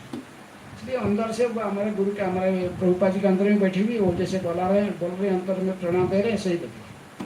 प्रभुपाद जी तुरंत बंद के बोले don't speculate, I didn't say this, मैं ये नहीं बोला। Krishna was prompting, I was writing. Krishna बोल रहे थे मैं लिख रहा था, इसलिए पुस्तक 10,000 साल के लिए चलते रहेगा। आज भगवत गीता का कितनी सारे पुस्तक, कितनी हजार, कितनी मैंने अथर्ववेद गीता अवेलेबल है, लेकिन प्रभुपाद जी की गीता पूरा दुनिया में जितनी लैंग्वेज है सभी लैंग्वेज में अनुवादित हो गया है, सभी जगह इसके प्रचार चलता है। ये किसी प्रचार होता है, इसका अनुमोदन किसका है? कृष्ण शक्ति बिना न है तार प्रवर्तन, भगवान ने इसको अनुमोदित कर दिया है। तब तक गीता सर्वत्र लोग पढ़ते हैं, Bhagavad Gita as it is. तो इसलिए प्रभुपाद जी पुस्तकों को साधारण नहीं समझना चाहिए। किसी भी वैदिक ग्रंथ का समान प्रभुपाद जी भी पुस्तकों भी प्रामाणिक है और ये हमको आध्यात्मिक मार्ग में मार्गदर्शन सच्चे दिल हमको मार्गदर्शन करने में समर्थ है? इसलिए हम उसी पुस्तकों की भक्ति वेदांत तात्पर्य को ठीक से पढ़ना और उसको यह है शिक्षा। इसलिए शिक्षा गुरु, इसका में और कई शिक्षा गुरु आएंगे जो आपको मार्गदर्शन कराते हैं। इसको पथ प्रदर्शक गुरु कहते हैं, मार्ग बताते हैं। इनको भगवान देखे नहीं, जैसे कोई आपको वो भी संबलपुर से कैसे जाना है, पुरी कैसे जाना है, कोई व्यक्ति ऐसा होता है उसको पुरी गया नहीं कभी, वो पता नहीं है, पुरी के बारे में प्रैक्टिकल नॉलेज उसका नहीं है, लेकिन ये सुना है ट्रेन में बैठ जाओ तो पुरी पहुंचा देगा, मतलब दूसरे को बता देता है, बोला ये ट्रेन में बैठ जाओ और बैठ जाओ से पुरी पहुंच जाओ, है ना। तो ये क्या है, मार्गदर्शक गुरु, लेकिन वो स्वयं सेल्फ नहीं होता है। वो पूरी गया नहीं, लेकिन पूरी कैसे जाना है इसको शास्त्र से पढ़ा है और वही शास्त्र को बता दिया था, है ना। उसको विश्वास है शास्त्र में, साधु से, साधु शास्त्र में जैसे बताए तो उसको फिर आपको ही बता देगा, रिपीट करके बताएगा। तो इसको कहते हैं मार्गदर्शक गुरु है। ये अभी तक शुद्ध को गुरु बनने के लिए पूरा गोस्वामी का गुण इसके पास नहीं, या भगवान को पूरा साक्षात मैंने भगवान सत्य को दर्शन नहीं किया है, लेकिन ये जानता है, साधु शास्त्र में इसको भरोसा है, विश्वास है, उसी आधार पर बता दिया बस। एक आप यदि फॉलो करोगे पहुंच गया ना, पहुंच जाओगे कि नहीं, तो बता देगा पार्टिकुलर ट्रेन, इसी ट्रेन में बैठ जाओ पहुंचा देगा। संबलपुर होकर जो पूरी जाता कहीं ट्रेन आता था, आप लोग पता होगा, बस बता देगा। तो इसलिए मार्गदर्शक गुरु नहीं, तो यदि गुरु शब्द कहीं उपजो, मार्गदर्शक मार्ग पथ प्रदर्शक कहते मार्गदर्शक, नहीं तो गुरु शब्द कहीं लगता है तो चाहे शिक्षा गुरु हो या दीक्षा गुरु हो, उसके साथ आज जानना चाहिए कि गोस्वामी होना जरूरी है। कोई भगवान के शुद्ध भक्त हुए बिना, गोस्वामी के स्तर पर हुए बिना कोई गुरु का भूमिका नहीं निभा सकता, चाहे वो शिक्षा गुरु हो या दीक्षा गुरु हो। तो इसलिए इस क्रम में जितने भी जो कहा कि शिक्षा गुरु है, ये भी सब मार्गदर्शन कराते, लेकिन मुख्य शिक्षा गुरु रूप में कौन है, श्रील प्रभुपाद। जो जिसी बात को प्रभुपाद जी ने कहा वही प्रामाणिक है। जिसको प्रभुपाद जी के साथ किसका शिक्षा यदि कॉन्ट्राडिक्ट करता है तो ग्रहणीय है। तो इसलिए प्रभुपाद जी हम सभी के लिए शिक्षा गुरु हैं। जो गुरु का भूमिका निभाता है इस क्रम के, उसके लिए भी शिक्षा गुरु कौन है, श्रील प्रभुपाद जी। वैदिक शास्त्र से कृष्ण जो बताएं, उनके शुद्ध प्रभुपाद जी प्रे एमिनेंट शिक्षा गुरु फॉर इस कंडिविटीज, सभी इस जितने भी पीढ़ी आएंगी भविष्य में, प्रभुपाद जी की भूमिका विशेष है। और प्रभुपाद जी किताब पढ़कर फिर हम जानते ज्ञान लेते हैं, और उसी ज्ञान के आधार पर फिर साधु का हमारा जो मार्गदर्शक गुरु का कोई और दूसरे साधु की सहायता लेकर फिर हम किसको चुनते हैं, दीक्षा गुरु को चुनते हैं। दीक्षा गुरु, आपको जिम्मेदारी किसका रहता है भगवत धाम ले जाने के लिए, दीक्षा गुरु। शिक्षा गुरु शास्त्र पढ़ाएगा, ठीक है, सब कुछ से करेगा, टेंड अप करेगा आपको, लेकिन उसका जिम्मेदारी नहीं है। आप भगवत धाम नहीं पहुंचोगे तो शिक्षा गुरु उसके लिए लटकेगा नहीं, लेकिन दीक्षा गुरु लटकेगा। इसको शिष्य बनाया है, वो जब भगवत धाम नहीं पहुंचा पाई, इसको भी आपको भगवत धाम पहुंचाने तक उसका पीछा नहीं छोड़ेगा उसका। इसलिए कहते कि जन्मे जन्मे चक्षु दान दिलो जय, जन्मे जन्मे प्रभु से। इसलिए दीक्षा गुरु भी कोई साधारण नहीं होता। दीक्षा जो होता है तो फिर वो ये जिम्मेदारी लिया है कि आपको लेके कहाँ पहुँचाएगा, भगवत धाम कृष्ण के पास पहुँचाएगा। इसलिए दीक्षा गुरु का भूमिका विशेष है। लेकिन दोनों का हम इसलिए हम ये साधन भक्ति का अर्थ प्रभुपाद जी ने जो प्रोसेस हमको आपने उनकी पुस्तकों को पढ़ के हमें ध्यान, तो वही भक्ति रसामृत सिंधु गोस्वामी लिखा कि प्रभुपाद जी ने इनको सरल भाषा में हमको भी दी। भक्ति रसामृत सिंधु हिंदी में, इंग्लिश में सरल संस्कृत श्लोक और सारांश लेकर उन्होंने बस हमको दिया है। इसलिए ये साधन भक्ति है प्रभुपाद जी की जो दिया हुआ उसी को फॉलो करना। इस क्रम में साधन भक्ति का अर्थ इसके फाउंडर आचार्य ने जो प्रोसेस दिया है, जो प्रभुपाद जी ने सारी साधन भक्ति को सारांश से पढ़कर प्रोसेस किए। जिसमें बोल रहा था मंगला जैसे श्री विग्रह का अर्चना, भागवत का श्रवण, और क्या, हरिनाम संकीर्तन। इस कर्म हरिनाम संकीर्तन चलता है, सब समय कीर्तन होता है, कोई भी प्रोग्राम में कीर्तन है। पहले कीर्तन, बाद में पहले कुछ पता नहीं की जाती। मंगल आरती होता तो पुजारी आती है, तुमको कीर्तन करना, कीर्तन करते जाते लोग। वही गुरु पूजा में कीर्तन, गुरु वंदना गाए थे, कीर्तन करते। भागवत क्लास पहले कीर्तन होता है, फिर भागवत क्लास। इसकन में बहुत अपॉर्चुनिटी है कीर्तन के। यही बाहर जाता तो नवर संकीर्तन, कीर्तन का बस, कीर्तन का फिर प्रचार। इसलिए साधन भक्ति का ये अंग हरिनाम संकीर्तन। और अर्चाविग्रह के अपने बोल दिया है, सब मथुरावास, अर्चाविग्रह के सेवन, भागवत श्रवण और हरिनाम संकीर्तन बता दिया। अंत में वैष्णव सेवा। वैष्णव सेवा करने की पूरा अपॉर्चुनिटी है ना, है ना। हमें अपॉर्चुनिटी नहीं लेते हैं तो बात अलग है, लेकिन आपको अपॉर्चुनिटी पूरा बहुत है। यहाँ पर भक्त से की सेवा करने की आपको अपॉर्चुनिटी बहुत है। सब लोग बैठ गए, चलो आप लोग बैठिए, मैं प्रभु जी थोड़ा सेवा करता हूँ, वॉलंटियर जाएगी, प्रसाद सेवा करता हूँ। मंदिर कहीं बंधा हुआ तो खुद ही जाएगी झाड़ू लगाना, कुछ का कोई वो सेवा है, भक्त मदद करता। तो भक्तों की सेवा करने का पूरा मौका इधर भी है। ये जितनी साधन भक्ति है, साधन और मध्य पंचविधा भक्ति, यही मुख्य साधन है। 5 मथुरा में वास, मथुरा की परिवेश में वास करना, और विग्रह का अर्चन। पुजारी तो एकला आरती करेगा, आप ही अर्चन में भाग लेते हो, जब भगवान की गुणगान करते हैं, जसगान करते हैं, स्तुति गाना, ये भी ये अर्चन का एक अंग है। श्री राम भी सभी उसमें जुड़ जाते हैं। और हम नाम संकीर्तन भी करते हैं, नाम संकीर्तन का पूरा अपॉर्चुनिटी है। भागवत श्रवण का यहाँ करने का, और भक्तों की सेवा करने का। ये 5 विधि को, मुख्य साधन भक्ति के 5 मुख्य अंगों को सामने रख के प्रभुपाद जी ने इसकन के सारे साधन भक्ति के प्रक्रिया हमको दिए हैं। यदि ये सब एक कार्य आप कुछ करने का नहीं, केवल प्रभुपाद जी को ही अपना अल्टीमेट शिक्षा, इसकन के फाउंडर आचार्य और शिक्षा गुरु रूप में स्वीकार करके उनकी शिक्षा को यदि फॉलो करोगे, अपने आप आगे आगे बढ़ते जाओगे भक्ति में। इसमें कोई शंका नहीं होना चाहिए। इसका में कोई भी दीक्षा गुरु इसका पूर्ण अनुमोदन के साथ आपको रेकमेंड करेगा। इसको प्रभुपाद जी का दिया गया प्रोसेस फॉलो करो, यही साधन भक्ति है। इसकन के लिए यही साधन भक्ति है। इस प्रक्रिया को सबको फॉलो करना है। कोई नियोफाइट है और कोई एडवांस है। नियोफाइट का काम बाध्यबाधकता से विधि भक्ति कर रहे हैं, वैधि साधना कर रहे हैं। जो एडवांस है तो रागम के साथ स्पॉन्टेनियस यही फर्क है। इसलिए साधन भक्ति करते है रति उदय, रति गाढ़ हईले तारे प्रेम नाम कहते हैं।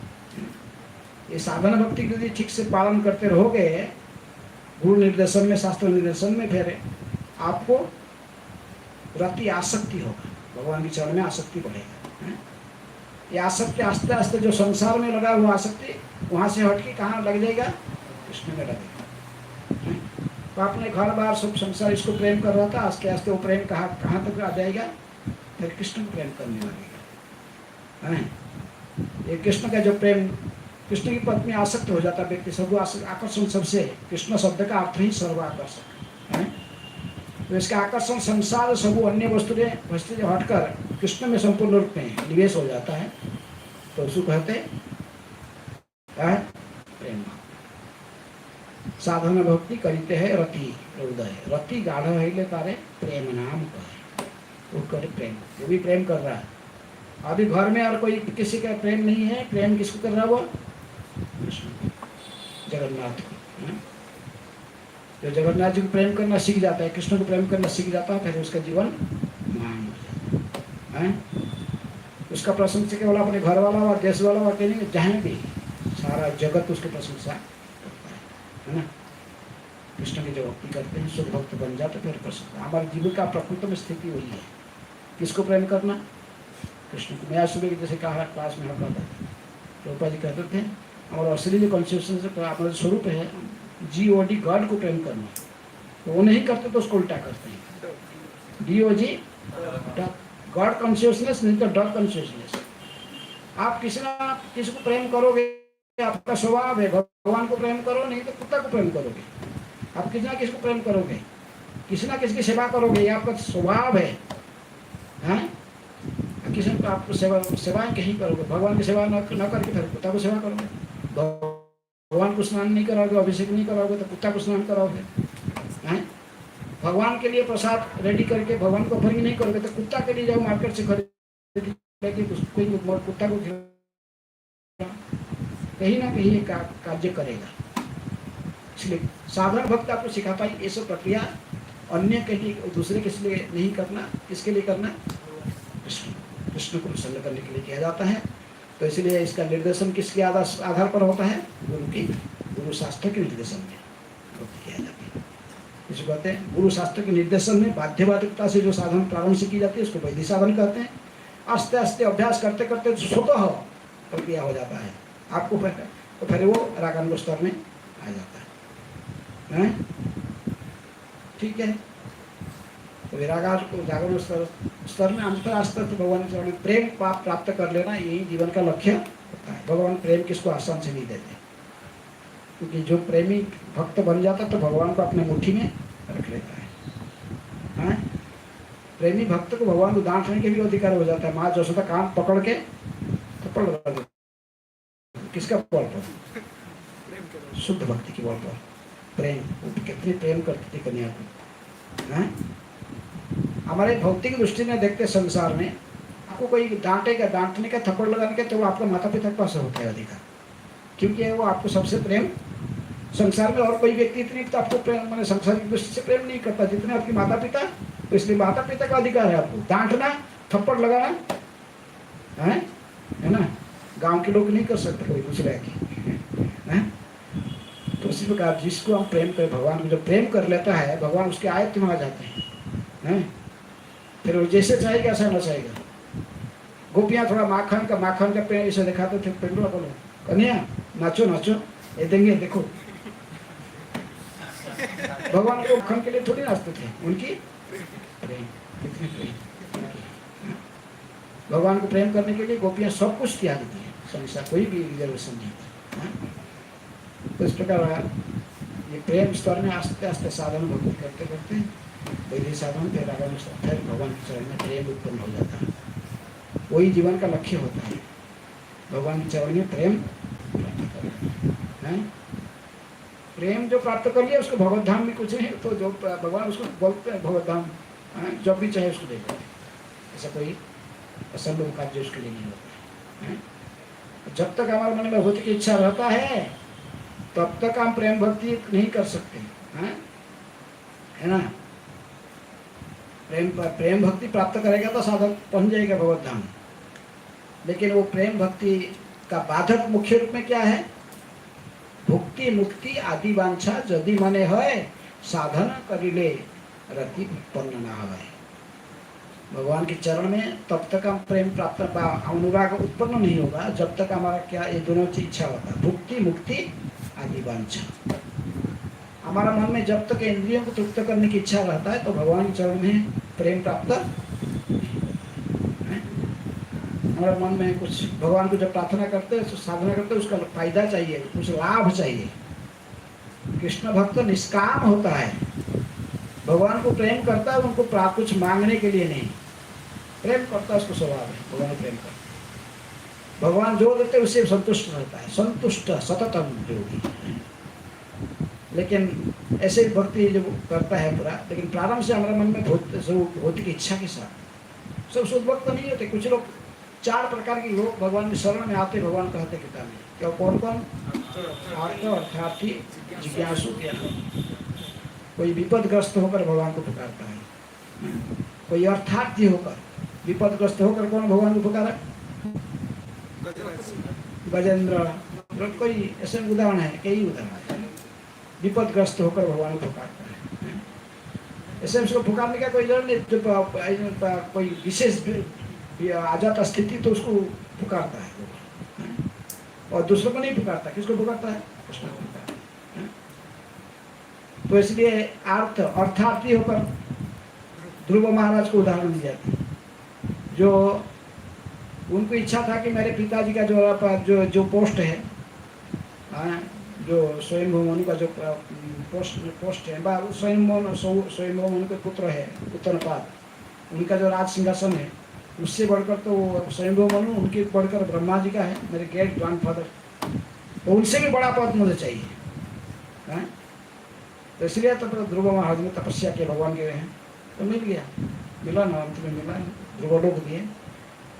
आज भी ध्रुवलोक कुछ सारे ग्रह नक्षत्र आकाश की परिक्रमा करते, वो एक ही ध्रुव नक्षत्र जो परिवर्तन नहीं करता स्थान है।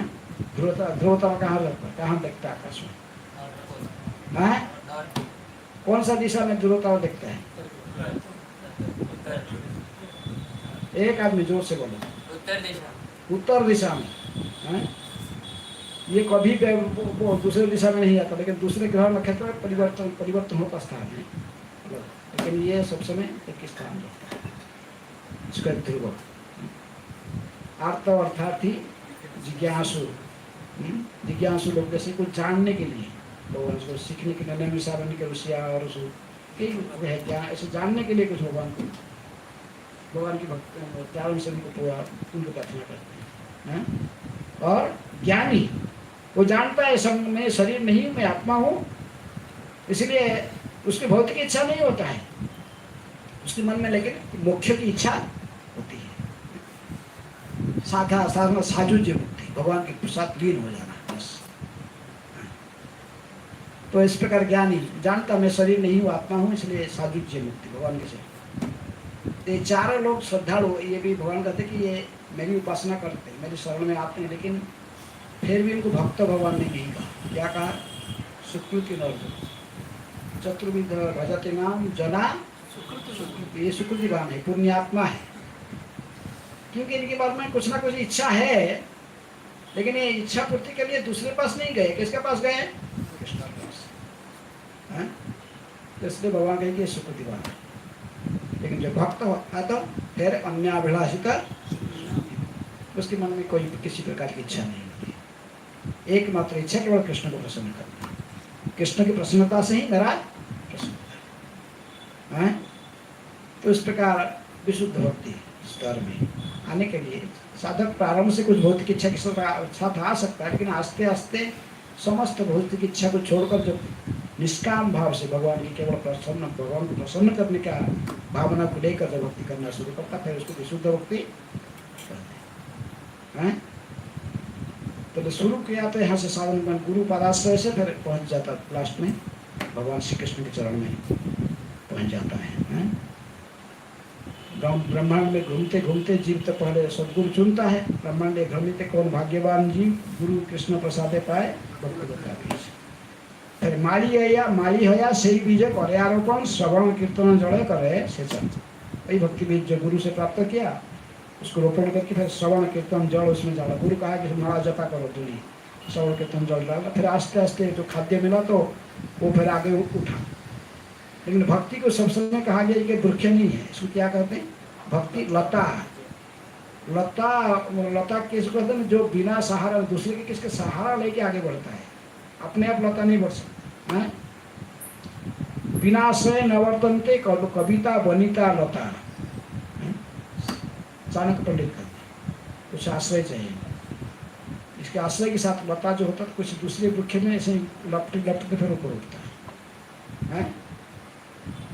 इसलिए ये भक्ति लता तब बीज तो मिला था गुरु से, तो उसको फिर जब आप श्रवण कीर्तन गुरु आदेश से जो श्रवण कीर्तन किया, नाम आदि श्रवण भगवत नाम का जप आदि करने से आस्ते आस्ते लता बढ़ता है। जैसे कोई बीज में आप पानी डालने से अंकुरित होता है, फिर आस्ते आस्ते बढ़ता है। ऐसे बढ़ते बढ़ते कहाँ तक चले जाता वो? ये भौतिक ब्रह्मांड के आवरण को नष्ट क्रॉस कर देता है, उसके मन में भौतिक इच्छा समाप्त हो जाता है, केवल भगवान को प्राप्त करने की इच्छा होती है, भगवान को प्रेम करने की इच्छा है। लेकिन ऐसी स्थिति में भी तो भगवत धाम पूरा, और कोई इच्छा नहीं उसके मन में, केवल भगवत धाम पहुंचना इच्छा। इस समय भी यदि उसके मन में यदि वैष्णव अपराध उठे हाथी माता, खड़े बा छिंडे तार सुखी जाए पाता। यदि किसी न किसी कारण से किसी वैष्णव के चरण में अपराध कर दे, फिर भक्ति लता वहीं से सूख जाता है।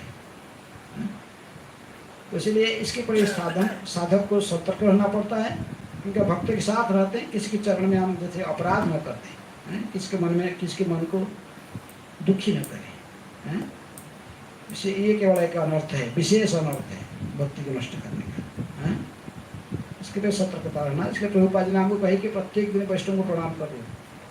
तो आपको अज्ञान से ज्ञान कोई भी अपराध हुआ है कहीं के कुछ वो समाप्त हो जाए, मैंने वो उसका प्रतिक्रिया भोगना नहीं पड़ेगा। आप तो माफी मांग रहे हैं ना, डेली वैष्णव प्रणाम करते। क्या कहते हैं?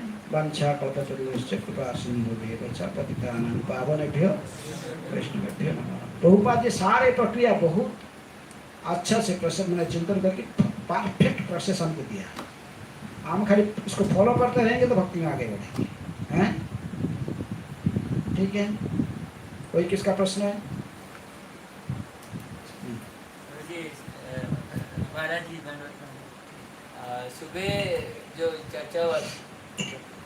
सुबह चर्चा हुआ था समय नच दमे नच, वो वाला सुबह का जो चर्चा हुआ था समय नच दमे नच, मन और इंद्रिय को कंट्रोल करना है।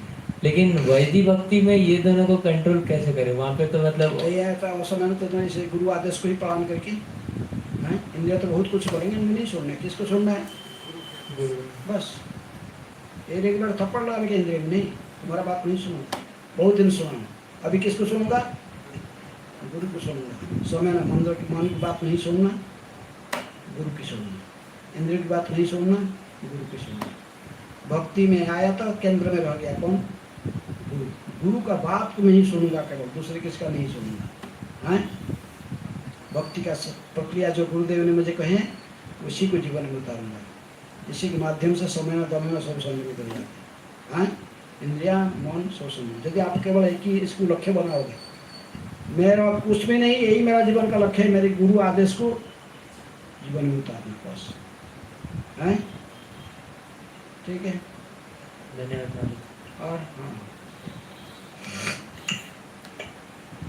महाराज हम कभी सुनते हैं कि जो गुरु होते हैं वो दो प्रकार का होते हैं, नित्य सिद्ध होते हैं और एक कृपा सिद्ध होते हैं। तो उनमें क्या डिफरेंस है? गुरु तीन प्रकार के होते हैं, कृपा सिद्ध, साधन सिद्ध और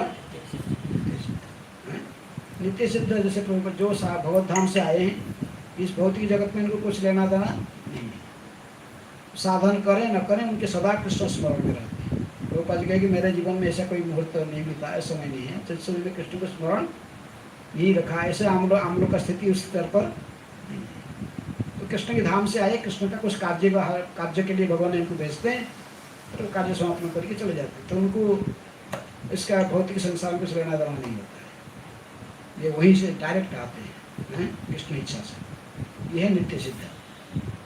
और साधन सिद्ध कुछ होते हैं जो उसके भक्ति का प्रक्रिया, जो साधन भक्ति हम श्रवण कर रहे थे, शास्त्र गुरु के आदेश से भक्ति का विधि को जीवन में पालन करते उतारते उतारते फिर वो सिद्ध बन जाते हैं, शुद्ध भक्ति स्तर पर आ जाते हैं। उसको कहते हैं साधन सिद्ध और कृपा सिद्ध।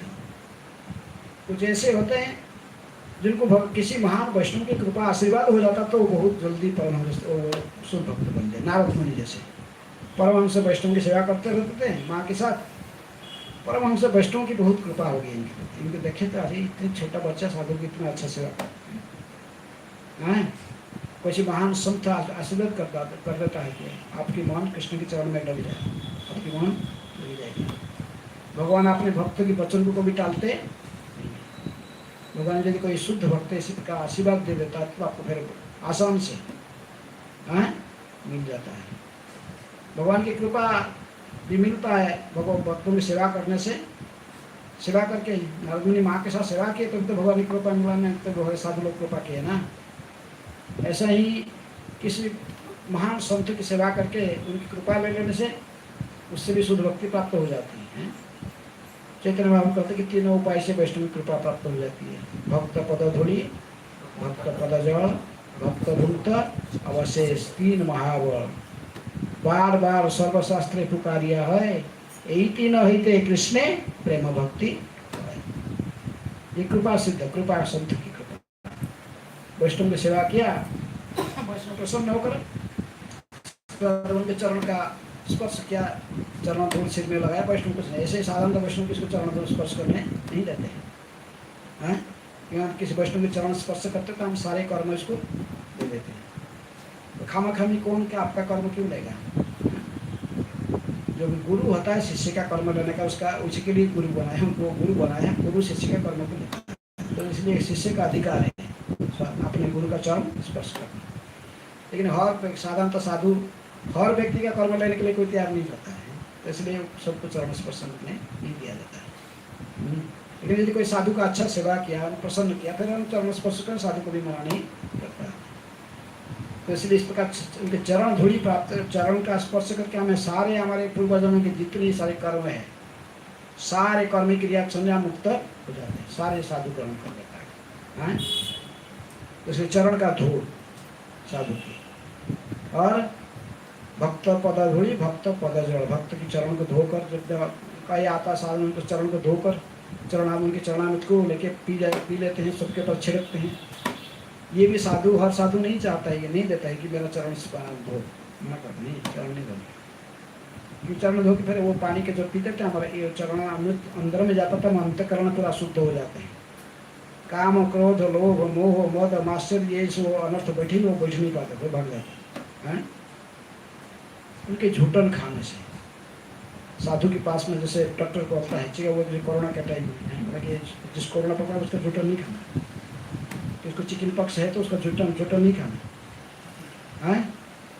जो चिकन पॉक्स है आप उसका झूठन खाओगे तो आपको ही पकड़ेगा, है ना। तो इसलिए कोई वैष्णव का झूठन यदि खाओगे उनके पास भी एक बीमारी रहता है। ये बीमारी है कृष्ण को प्रेम करना। वो संसार को प्रेम नहीं करते हैं, किसको प्रेम करते हैं? उनका संपर्क कृष्ण से बड़ा प्रेम। तो वो संपर्क आप कुछ किया नहीं, लेकिन वो जो खाओगे उनके जो चीज खाने से उनका बीमारी आपके पास आ जाती है। आपका मन अपने आप विषय से हटकर लग जाता है, कहाँ? कृष्ण में। आपको पता क्या हो रहा है? ड्रामेटिक चेंज है, अपने आप मन आपकी लग जाएगी। हिप्पी लोग सब क्या क्या करते थे अमेरिका में, है? चारों रेगुलर प्रिंसिपल तोड़ते थे, नशा करते थे, जुआ सट्टा करते थे, मांसाहार करते थे, अवैध व्यसन करते थे, गर्लफ्रेंड बॉयफ्रेंड घूमते थे, उनके कहाँ कहाँ लगा हुआ था। लेकिन ऐसे व्यक्ति भी जब इनको भी जब कृपा हुआ, किसकी? प्रभुपाद जी की। हाँ, कहाँ पर गिरे पड़े थे, प्रभुपाद जी ने इनको उठा के गोस्वामी के स्तर पर पहुँचा दिए। इसलिए ये कृपा है, ऐसे किसी महान वैष्णव की कृपा। रूप गोस्वामी कहते हैं कि साधक को केवल साधन का ऊपर व केवल कृपा के ऊपर आश्रय नहीं करना चाहिए, उनको साधन भी करते रहना चाहिए और कृपा की आशा भी करनी चाहिए, चाहे भगवान की कृपा हो या उनके शुद्ध भक्त की कृपा हो। यदि किसी कृपा हो जाता है, किसी वैष्णव का शुद्ध भक्त की कृपा हो जाती है, भगवान का भी कृपा किसी डायरेक्ट कभी किसी कर देते हैं, तो फिर उनकी उद्धार हो जाती है। भगवान की कृपा, भगवान गोपियों की कोई ब्रजवासी में गुरु कोई दूसरा नहीं है, स्वयं कृष्ण ही उनका गोपियों को कृपा किया है। उनके मन कृष्ण के चरण में संपूर्ण निवेश हो गया है। तो कभी कभी भगवान के सब कृपा कर देते हैं डायरेक्ट। अर्जुन का कोई दूसरा गुरु नहीं है, भगवान ही उनके सब कुछ है। भगवान ने डायरेक्ट कृपा किया। कभी कि भगवान ऐसे रेयर है इसको कृपा करते हैं, क्योंकि उनको कोई ठग नहीं सकता, जानते हर व्यक्ति का दिल में क्या चलता है। जो देखते हैं कि जो दिल से ही उनको ही सब कुछ मान के रखा है, तो भगवान फिर इसको डायरेक्ट कृपा कर देते हैं। लेकिन हमारा मन में जब तक कभी ट्रेंड अप नहीं, हमारे मन में और कहीं इच्छा हो, तो भगवान ने फिर आप दूसरे के पास भेजते, साधु के पास जाके से पूरा क्लीन हो जाए कॉन्शियसनेस है। तो इसलिए कृपा सिद्ध है, चाहे कृष्ण से कृपा प्राप्त करें या किसी महान वैष्णव की कृपा से कभी कभी महान संत बन जाता है। भगवत प्राप्त करने के लिए, भगवत प्राप्ति नहीं, भगवत प्रेम प्राप्त करने योग्य बन जाता है, वह कृपा सिद्ध है। नित्य सिद्ध, साधन सिद्ध और इसलिए साधन करना, कृपा की प्रति आशा रखना। ठीक है।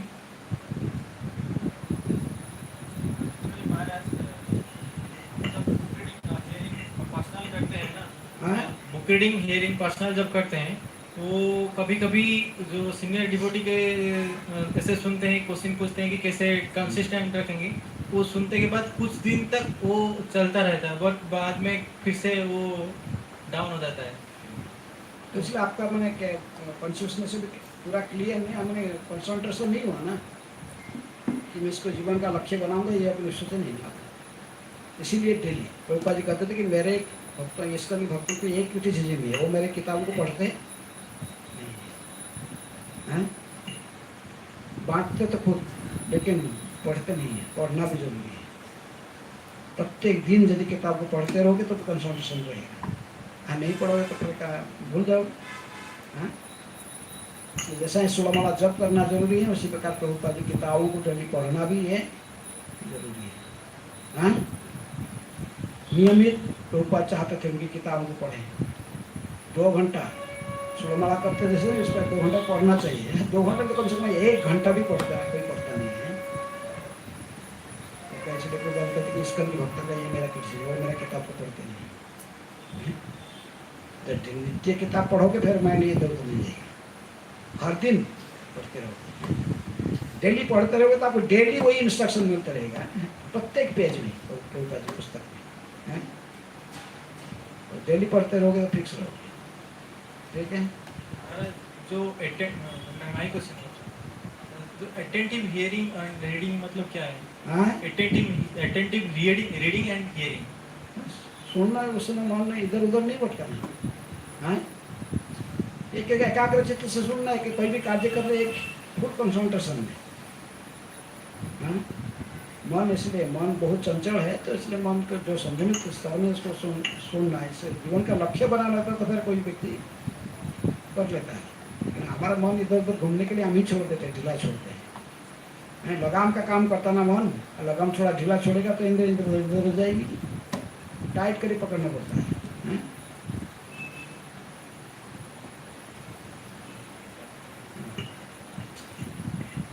कृष्ण महाराज, तो अभी तो हम लोग मतलब ये कृष्ण कॉन्शियस में है, तो मतलब हम लोग तो भगवान के साथ हमारा माइंड हमेशा रहता है और हमेशा रहता है। मतलब सुबह के टाइम में मॉर्निंग प्रोग्राम में तो हम लोग भगवान के साथ में यदि भगवान साथ आपका मन रहता तो फिर आप तो महान हो गए।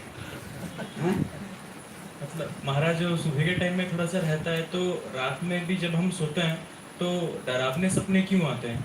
वो अच्छे सपने दिन में से भूल जाता है इतना खाते कुछ भी।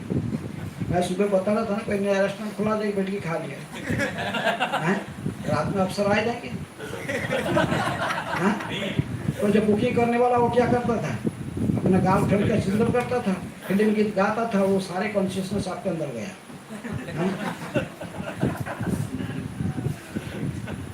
तो इसलिए सब समय जो कृष्ण भावना में रहता उसको नहीं होगा, जो हमेशा कृष्ण के चिंतन में रहता, तो उसको केवल कल से तो नहीं होगा। जो हमेशा कृष्ण मंत्र पढ़ा और डेली प्रभुपाद बुक्स पढ़ रहा, चिंतन इसके कृष्ण में लगा हुआ, वो उसके साथ दूसरा चिंतन क्यों होगा? हमारे चिंतन के आधार पर अगर हमको स्वप्न भी आता है ना। हमारा जो सब अनुभूति जो कुछ जीवन का है उसका वही सब इस जन्म का पूर्व जन्म का ये सब कंबाइन करके मन ला के इसको छवि सामने प्रकट कर देता है। ये सारे मौन की बुद्धि है। ठीक है। महाराज वो हमारा जो वैदिक भक्ति और जो रूपानुग भक्ति, इन दोनों में मतलब रागानुग क्या अंतर है? इतना तो क्लास पूरा सुनी कुछ सुन।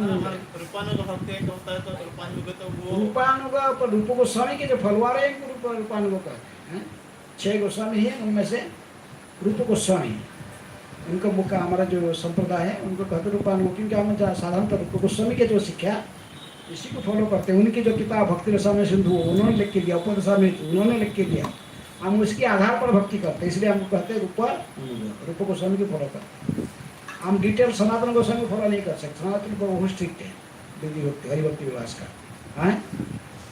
कहते आप जब ऑल्टर में जाओ आपको प्राणायाम करना पड़ेगा, ये सब का बहुत कुछ नियम है, तो वो नियम हमसे पालन नहीं करते। जितने रूप गोस्वामी ने दिया हम इसको फॉलो करते हैं। जो रूप गोस्वामी को फॉलो करता है वो रूपानुग है। ठीक है। हम ना रघुनाथ दास गोस्वामी की वैराग्य हम पालन कर सकते, 1 दोना छाछ पी के 48 घंटा बिताना, तो इसलिए हम इसको नहीं। युक्त वैराग्य का फिलोसफी रूप गोस्वामी की है। सब कुछ कृष्ण का है, इसलिए सब कुछ कृष्ण की सेवा में लगना, तो हम उसी धारा में आते हैं, इसलिए हम रूपानुग करते हैं। ठीक है। मतलब महाराज पहले वैदिक भक्ति जो होता है वही एग्जैक्ट रूपानुग भक्ति बोल सकते हैं। रूपानुग भक्ति अलग है, रागानुग भक्ति अलग है। आप ये समझे, तो हमने अभी रूपानुग भक्ति के बारे में नहीं बता रहा था। किसके बारे में बता? रागानुग अलग है, रूपानुग अलग है। ठीक है, समझ में आया? जो भक्ति स्वतः करते हैं उसको रागानुग, स्वतः आकर्षण भगवान तो है रागानुग। जो रूप गोस्वामी भक्ति वो अलग लाइन है, उसका इसका सब कहाँ चल रहा है? हाँ। और कौन हाथ कर रहा था? बोलो।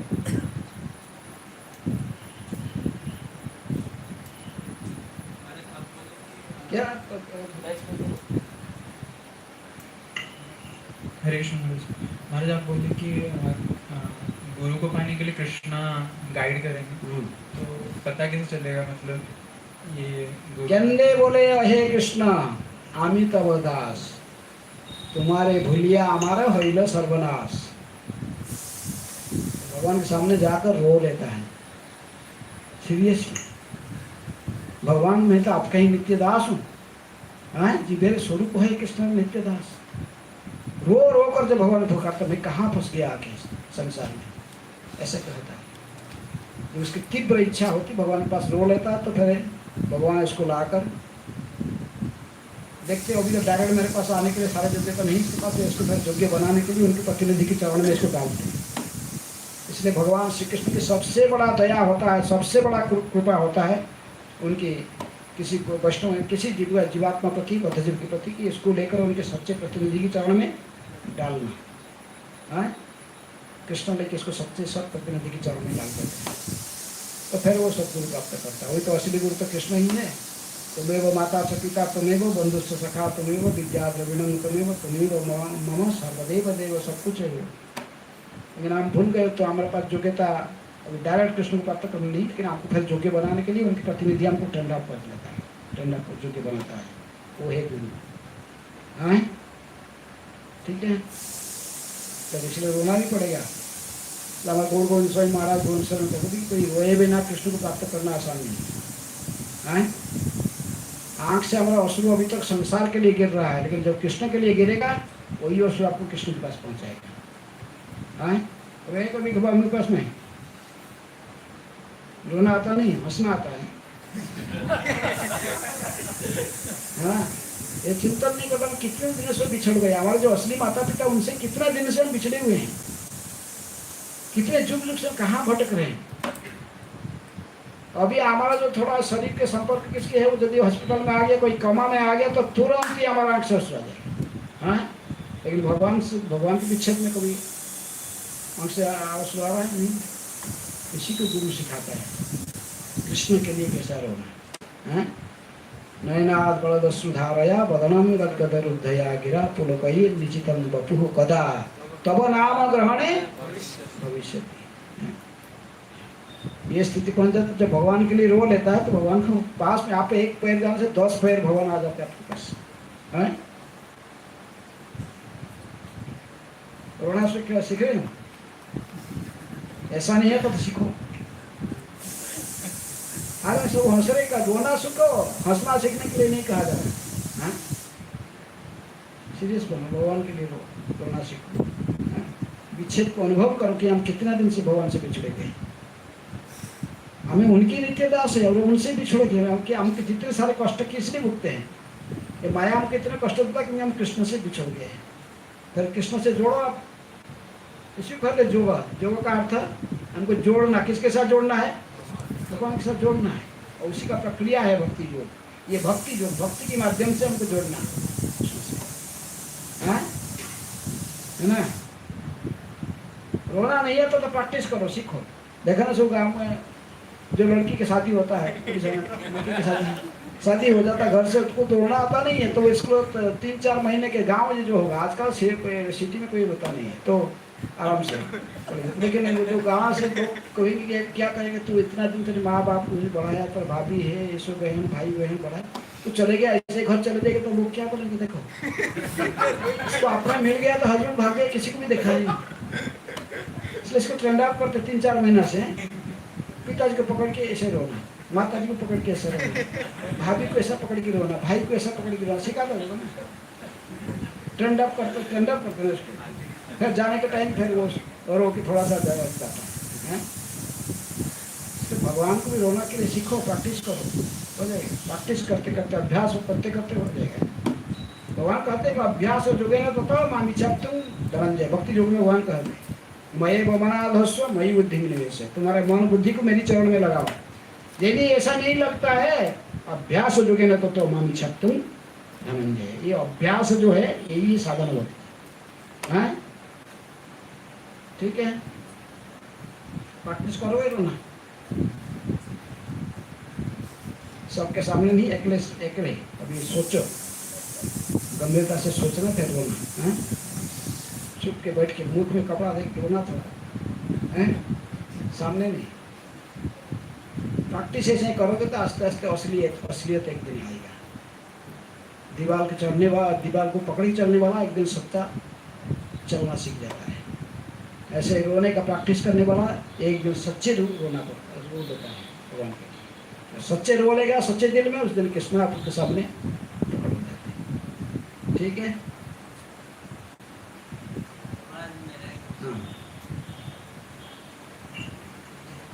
हरे कृष्ण महाराज जी, मेरा ये क्वेश्चन है कि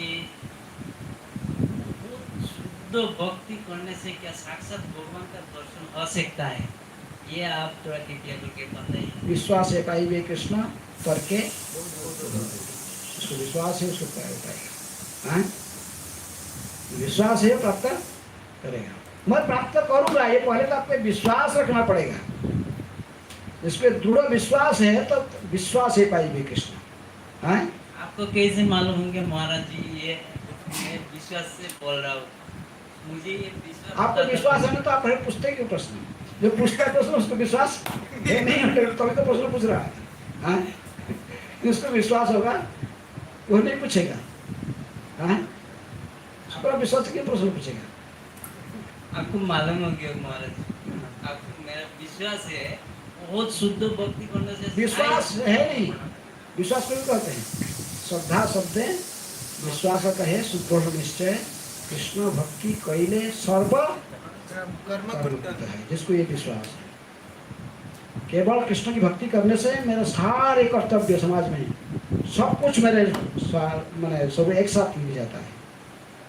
पेड़ की जड़ में जो पानी डालता है उसको फिर टहनिया में, पत्ता में, यहाँ इधर पानी ऐसे स्प्रे करना नहीं पड़ता है, सारे खाना वहीं से मिलता है।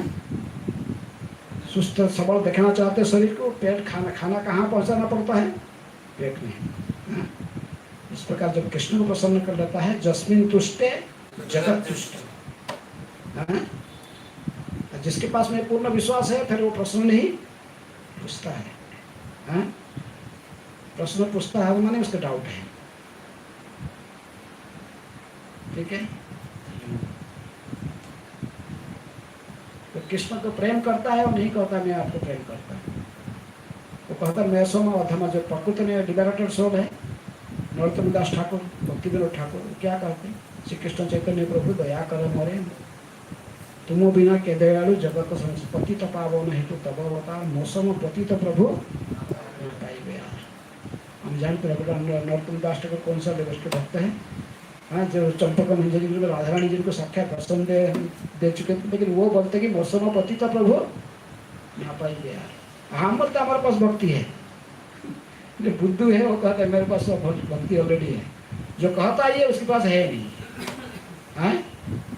बहुत बहुत धन्यवाद महाराज जी, इस एक्सप्लेन से हमको बहुत। ठीक है, और कोई प्रश्न किसके? जब हम भक्ति में बहुत साल रहने लगते हैं तो हमें भक्तों में फॉल्स खोजना क्यों रह जाता है? जब भक्ति में ज्यादा साल रहते हैं हम तो भक्तों में फॉल्स खोजने लगते हैं हमेशा। ये आपका अभी पता था क्या? कोई बद्ध जीव के स्तर पर है, अभी आपके बद्ध जीव है, कंडीशन हो गए। चार कमियां रहती है कंडीशन बद्ध जीव के पास।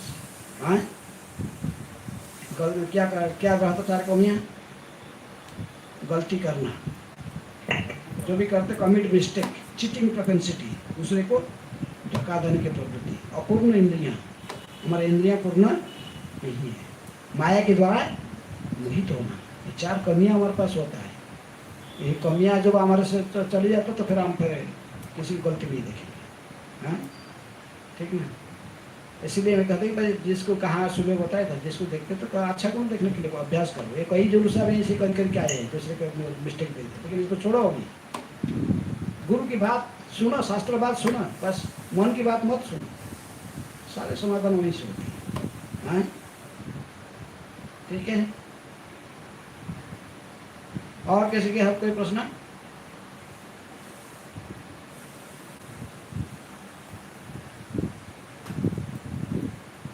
है प्रश्न कुछ?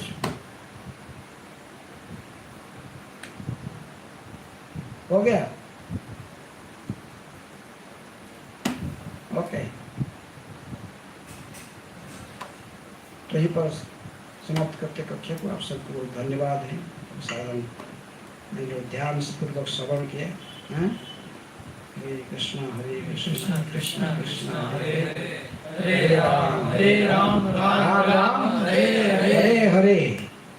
इसलिए सारी प्रक्रिया शुभारंभ होती कहाँ से?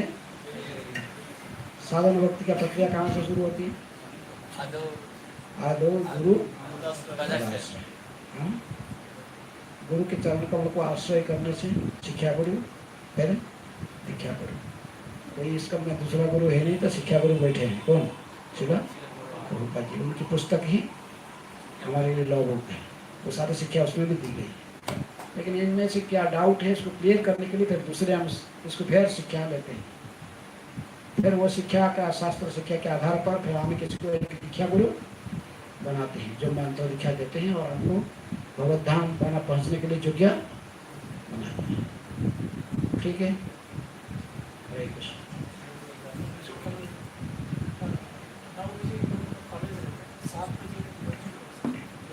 कहाँ क्लास? फिर मुझे वहाँ से इधर आना है। हाँ, यहाँ आना पर मधु आके हाँ वेट नहीं कराने। आज तो बैठा दिया आधा घंटा उधर। हाँ, क्या समय का कुछ वैल्यू होता है? समय का दुरुपयोग नहीं होना चाहिए। यहाँ क्लास, अभी क्लास था, क्लास टाइम पर मुझे क्लास टाइम में लेके आना था, तो इधर लाके तो 1.5 घंटा बैठा दिया। ठीक है? ओके। कल सुबह 7 बजे प्रवचन होगी इधर, तो सब लोग कर सकते हैं। तो वो लोग देखा बोलेगा मंदिर में प्रवचन के लिए, मंदिर में तो क्लास के लिए बोलेंगे ना। वो आज ही को है, आज मंदिर में को है अनाउंस किया है। सुबह को काली भागवत में क्लास देंगे महाराज, यहाँ रहेंगे 2 दिन इधर रहेंगे, क्लास देंगे, अनाउंस किया है। यहाँ क्लास फिर मंदिर में क्या, मंदिर में लोग क्लास 8 बजे बोलेगा, फिर 8 बजे में थोड़ी यहाँ क्लास देंगे, 7 बजे फिर 8 बजे वहाँ पर क्लास हैं। हम थोड़ा क्लैरिफाई करके बताएं क्या मंदिर में मंदिर में लेके हमको रखा है, तो मंदिर की बात तो सुनना पड़ेगा। ठीक है? हरे कृष्ण। अभी प्रबोधानंद सरस्वती महाराज अभी गोपाल कृष्ण महाराज का शिष्य पहले, अभी महाराज दीक्षा गुरु बन गया ना। पहले दीक्षा गुरु बनने के बाद इधर पहले बार आए, पहले बार अभी दीक्षा गुरु बनने। दूसरे सेंटर में जाते, सब जगह घूमता हूँ, यहाँ आया ऊपर। तो हम बहुत आभारी है महाराज को, और वैष्णव की शरण देना आसान नहीं है। इस्कॉन में रहकर परंपरा पे, महाराज परंपरा की, इस्कॉन की परंपरा में दीक्षा गुरु बने, ऐसा हम महाराज से आश्रय ले सकते हैं। ये दीक्षा ये सब होता है, और ना ये बट विधि विधान होता है। महाराज अभी विधि विधान सब विधि भक्ति कैसे, गुरु की आश्रय कैसे लेना चाहिए, ये सब होता है। तो हम धन्यवाद प्रकट करेंगे महाराज जी को। एक बार जोर से हरे कृष्ण मंत्र बोल के, हरे कृष्णा कृष्णा कृष्णा हरे हरे, हरे राम राम राम हरे हरे। हरे कृष्ण। हरे कृष्ण। ओके।